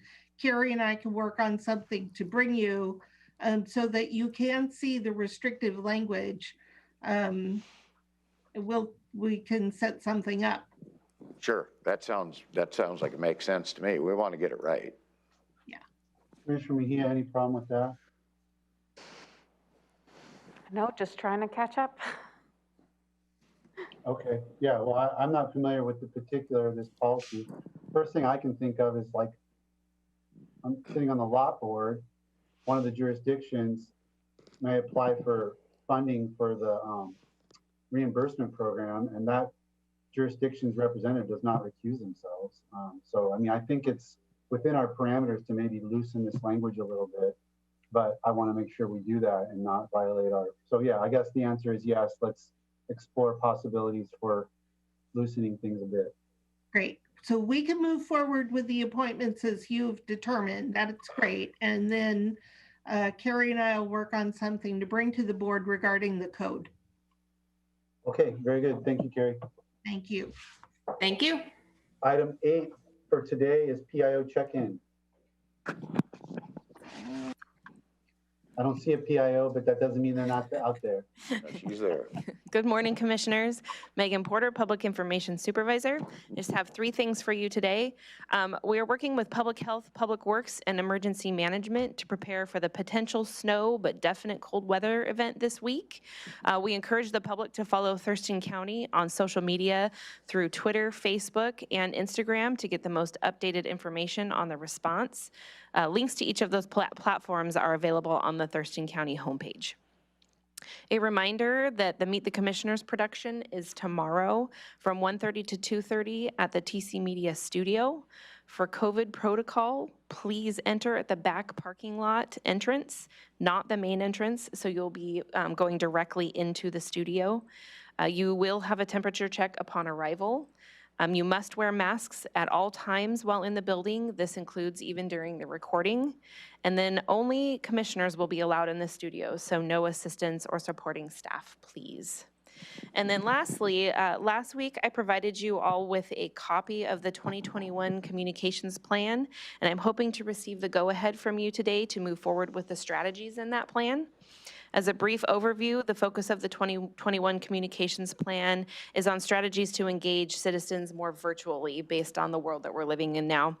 We plan to expand on some traditional media, like working more closely with our local media outlets to pitch news stories, expanding our social media presence, and expanding our internal newsletter to include more staff involvement. And then we're recommending some new interactive tools such as a coffee with the commissioner, which would be filmed in this room, and you would have a guest with Zoom, via Zoom, exploring a podcast option, and creating more short videos about topics of interest instead of the longer Thurston County connections that we did in the past. So pending any questions, I would like to receive approval to move forward with that plan. I do have a question. Yes, Yep, sir. go ahead. Not with anything to do with what you're, I'm good with whatever you're proposing here.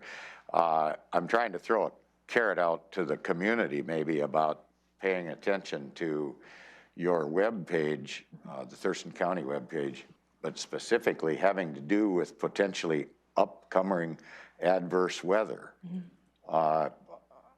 Being as somebody's gotten notice that we have a potential of bad weather coming up, any chance you could make mention of what that might be to encourage people to pay attention in, so they'll know how to deal with their personal situation in life? Yes, we're going to begin messaging today around how to respond to the potential event, as well as providing any updates to the weather from the Northwest Weather Service. And so that's where we get the most accurate information weather-wise. So we'll be sharing that, and then being proactive in our messaging around what the roads department's going to do should there be an event, so people are aware of that. And so we're beginning messaging today to be proactive in helping people respond to that event.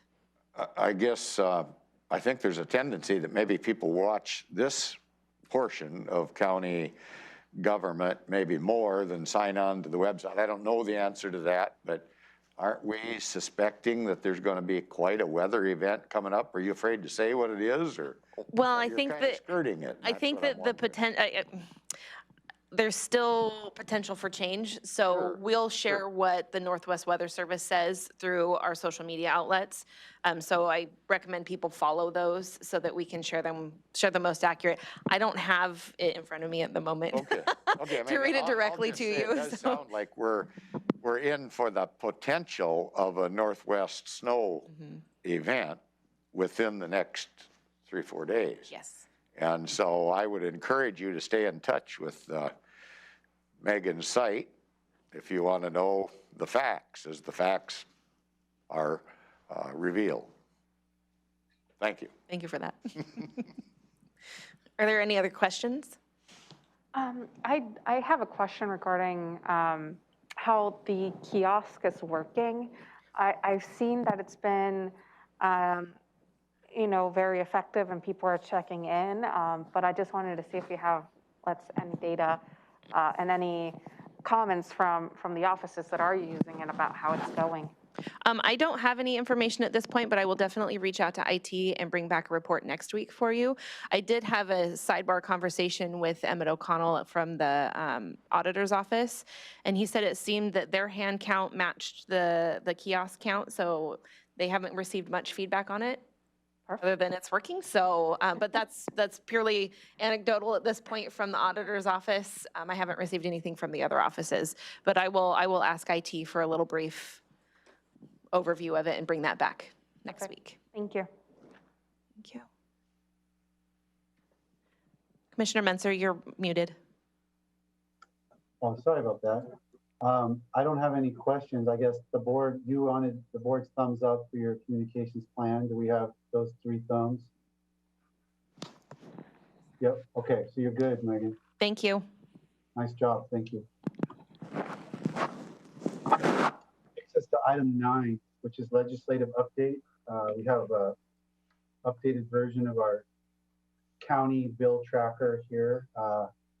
Katie, are you here on that in Ramirez stead? I am You Caitlin did an Johnson. enviable job of Yeah, putting us on the ledge. I'll do my best to step in for him. Caitlin Johnson, Executive Assistant to Thurston County Manager Romero Chavez. I'm here giving the legislative update. This is just bills that we've added this week. You will see at least one that you spoke about last week as well. I'll go through these pretty quickly. If you have any questions, feel free to let me know. I can follow up with Romero. He should be back in this afternoon and we can get those answered for you. First, you'll see Bill 1263. This is concerning rural infrastructures. It requires the Department of Commerce, just to kind of give a brief overview, to establish a competitive grant program to award funding to eligible public and private entities located in rural counties for public infrastructures. Romero suggests support of this bill. It benefits mainly rural counties, but it could benefit TC rural areas for grant options as well. We'll move on to the next is House Bill 1271. This one's ensuring continuity of operations in the offices of county elected officials during the current COVID-19 pandemic and future public health crises. For this, it outlines, we'll support, but this is the suggestion. So we'll outline co-op among elected officials during a public health emergency. So that's kind of why we believe in support of that one. Next is House Bill 1308. And stop me if I'm talking too fast too, sorry. So House Bill 1308 is expanding the apprenticeship utilization requirements. Currently, Thurston County has a 15% increase. This, though, would give that 15% increase kind of across the board and have it in a statute. So currently, Thurston County does that already for the apprenticeship requirements. So we are in support of that. House Bill 13, go ahead. You may not know this, but do you happen to know the threshold for that utilization of the apprenticeship? Like for us, I think it's projects over $1 million. Do you know? I believe it is. Okay, same. I believe it is for us. It's over $1 million. I'm not sure on the House bill itself, but I can't get that question answered. Okay, very good. Thanks. Thank you. Let's see, 1328, House Bill 1328 is exempting information gathered for controlling diseases from public inspecting requirements. So Romero suggests to remain neutral on this one as it's unclear as to what is restricted under the PRA. House Bill 1340 concerning creation of statewide pandemic preparations and response task force. So again, in support of this one, it would be good to have a statewide task force for pandemic preparations. So it was a pretty good supported one. Let's see here. 1348 is providing medical assistance to incarcerated persons. I believe this one was brought up last week and there was a small discussion on it. I've also heard that there was some really good support, so support of that. House Bill 1355, it's concerning noxious weeds. This one is to remain neutral, is the suggestion. It's unclear about the reporting requirements related to noxious weed revenues. Moving on, so ESHB 1368 with a companion bill of SB 5344, and that is responding to COVID-19 pandemic through state actions supported by federal funding. In support of that, this appropriates $2.2 billion in CRF funds for public health, among other uses. So Romero suggested support of that one. I'll try and make the rest of them quick, sorry. House Bill 1478, concerning fish habitat enhancement projects authorized pursuant RCW 7755-181. And that one we're in support of. I believe that was spoken about last week as well. House Bill 1490, maintaining residential electricity and heating services for low-income households and households with people with disabilities. There is a neutral on this one as a suggestion. So let's see. Next is Substitute Bill 5045, establishing a state meat and poultry inspection program. And that one we're in support of. TC Agriculture Advisory Com supports as increases opportunities to smaller ranchers to access markets. So that was a support suggestion. Coming up to the end here, thank you. So Senate Bill 5341 increases permissible use of existing local sales tax authorities. And that one is a suggested support. It includes emergency medical response as eligible activity to be covered under this funding. More options when or if the time comes for this taxation. And 5380 is concerning the approval of building permits. And that is to remain neutral. We can get more information on those. Senate Bill 5390 with companion bill, House Bill 1157, increasing housing supply through the Growth Management Act and housing density tax incentives for local governments. This is suggested to remain neutral. And we have Senate Bill 5414 and House Bill 1473, providing a tax preference for data centers in counties with certain populations. Ramil suggested neutral on this one as well. And our last one today, Senate Bill 5428, concerning the application of the State Environmental Policy Act to temporary shelters and transitional encampments. Again, remain neutral on this one. It seems more information needed. And that's it for today, if you have any questions. I would just add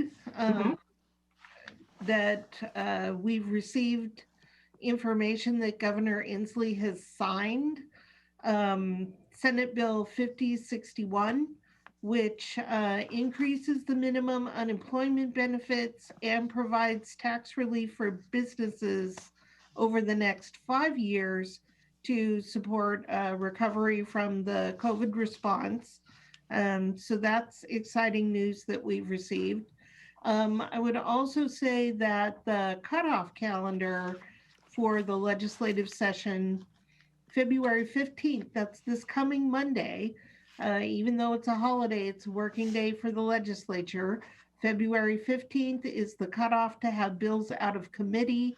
February 22nd is the cutoff to move them out of their fiscal committee in their House of Origin, and March 9th is the last day they can consider a bill in the original House. And I would just remind commissioners that if the board wishes to weigh in on any bill, especially with concerns, that it's important that you do that before they pass out of committee in the House of Origin. Because after that, they should be in pretty good shape. But we're coming up on the days when we'll be able to tell better when things are actually going to have a possibility of moving through session.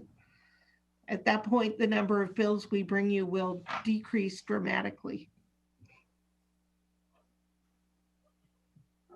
Okay, any comment or question from the board on these items? Well, I have one. I don't know if it falls for sure under legislative, but the county manager report. What's our latest sales tax? And I guess that'd be for January compared to last year. Our January sales tax collection in Thurston County is substantial. I want to say it's around 1.9 million. I'll get that precise number for you. Okay, I just, sometimes we hear and sometimes we don't. That's the only reason I'm asking. It's still on the upswing though, right, compared to last year? Compared to last year, it's a ridiculous percentage higher than it was in January of last year. Must be that bubble developing maybe, yeah. Again, yeah. Yeah, okay, good enough. We are doing some analysis to see exactly which sector has driven it up so substantially. Thank you. But I'll be bringing this report to you at an upcoming budget work session. Sure, thank you. Commissioner Mejia, anything on the bills? No, thank you. Okay. Me neither. Thank you, Katie. Thank you. So we will move to item 10, briefing, public hearing decisions pending. Robin, anything to be addressed there? No, Commissioner, nothing there. Let's go to item 11, which is commissioner items, and subsection 1 is BoCC documents available to the public follow-up.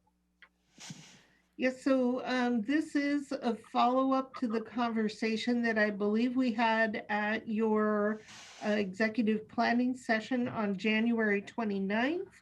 And Amy is going to tell us about the steps that we take to make documents available for your work sessions. Yes, good morning. This is a follow-up to the commissioner's planning session a couple of weeks ago now. There was a request to provide more information on this topic, which is accessibility of documents for board meetings, both internally for the board and externally for the public. The request from my perspective was to provide broader access. So here's what we are doing and have planned. And you should have this one pager in your packet titled Board Documents Availability. So I'd like to first walk you through the process of internally and externally posting the materials. And by bullet point, we'll start with the internal process. So this is kind of step-by-step, maybe too detailed for the request, but provides all of the information. Just it's. Okay, thanks. Okay, so first a briefing is scheduled and the master calendar appointment is created. The briefing request form that is sent to myself when a briefing is scheduled is added to the appointment, just kind of for some background information. The briefing presentation form and materials are received on Thursday, the week prior to the meeting or briefing, and added to the calendar appointment. The materials are, as a result, made available immediately for board staff to access for the board through the calendar appointment. The materials are posted to SharePoint briefing docs on Friday, and any updated materials received are added to the calendar appointment, and previous versions are removed, and it is noted in the calendar appointment which document was updated. And of course, final packets are provided at each meeting. Are there any questions specific to that part of the process? The SharePoint briefing document on Friday. I guess I'm not up on SharePoint. Just could you tell me what that means? SharePoint is our internal county website for staff, where we have internal web pages. So most staff, I think, is familiar with navigating to the briefing docs to see those documents. And at which point does the public see this information? So, okay, that leads me to the next section, external for public access. The meeting packets are posted online the Friday before. The Friday prior. Okay. Packets are posted online. And just a note that some meetings do not have supporting materials and will only consist of an agenda. For example, the Superior Court update is typically just an agenda. Sure. If any materials are received that have been updated or are new, the packet will be updated and republished online. Okay, thank you. Are there any questions to that part of the process? I do not, Commissioner Mejia. No, Looks good. Not yet, no. Okay. Looks So fantastic. Mhm. you'll see next on the form the priorities listed. The first is to have an agenda posted online for public access 24 hours in advance in accordance with RCW 4230-077 as part of the Open Public Meetings Act, or OPMA. This may seem a little backwards in steps, but is the first priority, so the meeting itself may be held in compliance. The second is to have all meeting materials available for board staff, and therefore the board through staff, through the calendar appointment for ease of access and where changes may be noted. Third is to have the packets posted online for public access on the Friday prior. And fourth, to have meeting materials dropped into the SharePoint briefing docs folder for other staff throughout the county to be able to access. I think it's important to note that we've listed these so you may have a sense of staff priorities, which is to comply with law and provide transparency, with a note that we are doing so within a system, our online systems, that have many, many limitations and restrictions. And just a reminder, late last fall, I mentioned I would be looking into a new meeting management system, and am pleased to inform you that we have come to a consensus. We have chosen a vendor to move forward with, so I'll be taking this to the ITC subcommittee, and it is my goal to have this new system in place sometime this summer, hopefully. A new system will expand our abilities to post items further in advance, provide the agenda packet, minutes, YouTube video, all in one place. It will vastly improve and better the business the board conducts. So are there any questions? Sounds good to me. Sounds like it's a real step in the right direction. Thank you very much, Amy. I think you nailed this, Amy. I mean, there's like several aspects of this that I think are right on point and I'm excited about. Good job. I'm really pleased. Having it through our calendar appointments creates a lot of flexibility for the board.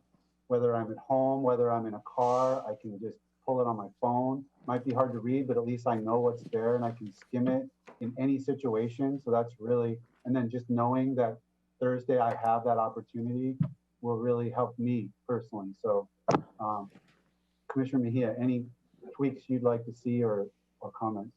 No, I think this looks great. Definitely a step in the right direction. Great. Well, thank you, Amy. Thank you. So, yeah, we're getting close to the end. The item number 2 under Commissioner items is public testimony. That's usually Ramiro following up on something specific but I don't think that well, do we have anything of that nature, Robin? I don't have anything to report on Ramiro's behalf at this time. Okay, he can bring it up this afternoon if that becomes necessary.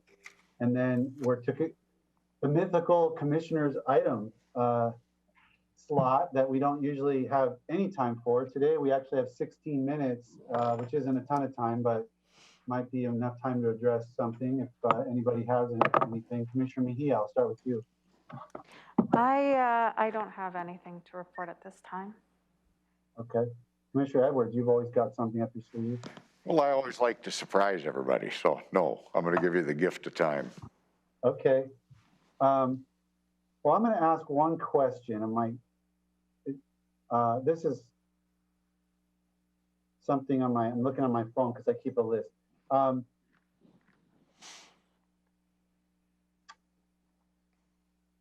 It ties to legislative update, and Commissioner Mejia, you mentioned last week that you had done some legwork on a bill. I'm trying to remember, it was a criminal justice related bill, and you said you'd talked to some law enforcement folks, and I think you were advocating for neutral or you were agreeing with Ramiro's suggestion to stay neutral. Is that ringing a bell? Yes. Yes. Okay. I just made a note to myself at that time that I would have liked to have heard more about what you heard back about that bill and what law enforcement's concerns were. I'm sorry I'm putting you on the spot, but do you have any do you have anything you could share, kind of more than, we didn't get to get into it last week? Yes, and I actually have my notes on my phone too, and I don't have my phone here in the board meeting. But what I heard back, kind of just saying that it was more of a redundancy there. There were already case law that advocated for that and had those restrictions already for law enforcement. And I'm okay. It's ringing a bell. I don't remember quite the specifics like at the top of my head. I'm sorry. Maybe on Thursday's commissioner check-in, you could report on that after you've had a chance to look at, because that's kind of a good place to talk about that too. I was just really curious about what you heard, because that was an interesting bill that did a lot of things. So anyway, that was all I had for today. I had a couple, well, I'll talk about one more thing. Something that I learned at the Salmon Recovery Council, I just wanted to share. It was a really interesting presentation we had about, there's been a weird phenomenon where coho salmon have been, and specifically coho salmon have been affected in this weird way in urban streams. And so some scientists really tried to drill down. They stepped us through the process of how they drilled this down, of what was causing this weird reaction of these coho salmon. And long story short, first they found out that it was not just places where there was development, it was places where there was roads. And then they figured out that it had something to do with a chemical in tire runoff. And then they drilled down into like the bazillion chemicals that go into tire production. And they were able to figure out that it's a very specific chemical that's used as a tire oxidation preservative kind of. It's something that helps tires last longer, but it's a specific chemical. And they were able to show through this step-by-step winnowing process that this is the chemical that somehow is really affecting coho salmon. And so it's just really kind of exciting, because there's so many times where, habitat or wildlife are affected and you just don't know kind of what it is that's causing the issue. Is it everything? Is it cumulative? Is it something you can't get your hands around? And this is something very narrow and specific. So I'm sure legislators will be working with manufacturers of tires to find out, like, what can we use that's an alternative to this, and can we phase this out, and how quickly can we phase it out, because it's really causing a problem for these salmon. And it's places where there's roadways close to streams, and it's the stormwater runoff that's sweeping this stuff, and it's in the little bit of detritus, or whatever you want to say, that comes from just any roadway where it's heavily traveled is going to have this stuff that comes off of tires, and then it runs into streams, and then it really affects this kind of salmon. So anyway, just wanted to give you guys a heads up on that. It's something very interesting and cool, and hopefully something we can do something about here in the next year or two. Ty? Yeah. I guess I would comment. I've read a very similar article, had to do with the preservation of the rubber product or something, and that was the adverse effect. I saw that about a month ago myself. But being we're talking about water quality and runoff that's adversely affecting, I like to comment on my favorite topic, that commercial application of nitrogen in our forests, and it amounts to millions of tons. It's been going on for more than 50 years now, because when I worked for Weyerhaeuser more than 50 years ago, and I'm not commenting particularly on any company, it's an industry standard. And that is a product that I feel is detrimental to salmon as well, and to the micro food chain in the Puget Sound, and thus to the orca starving and everything to do with that.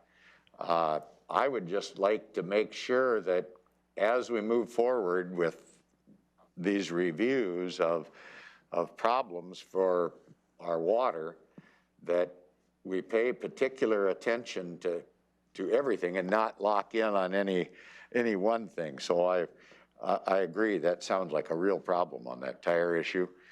And I'm hoping that with millions of tons of commercial application in the forest that is detrimental, that we can talk about that too. I can't even get a call back from any of my legislators about looking into this topic.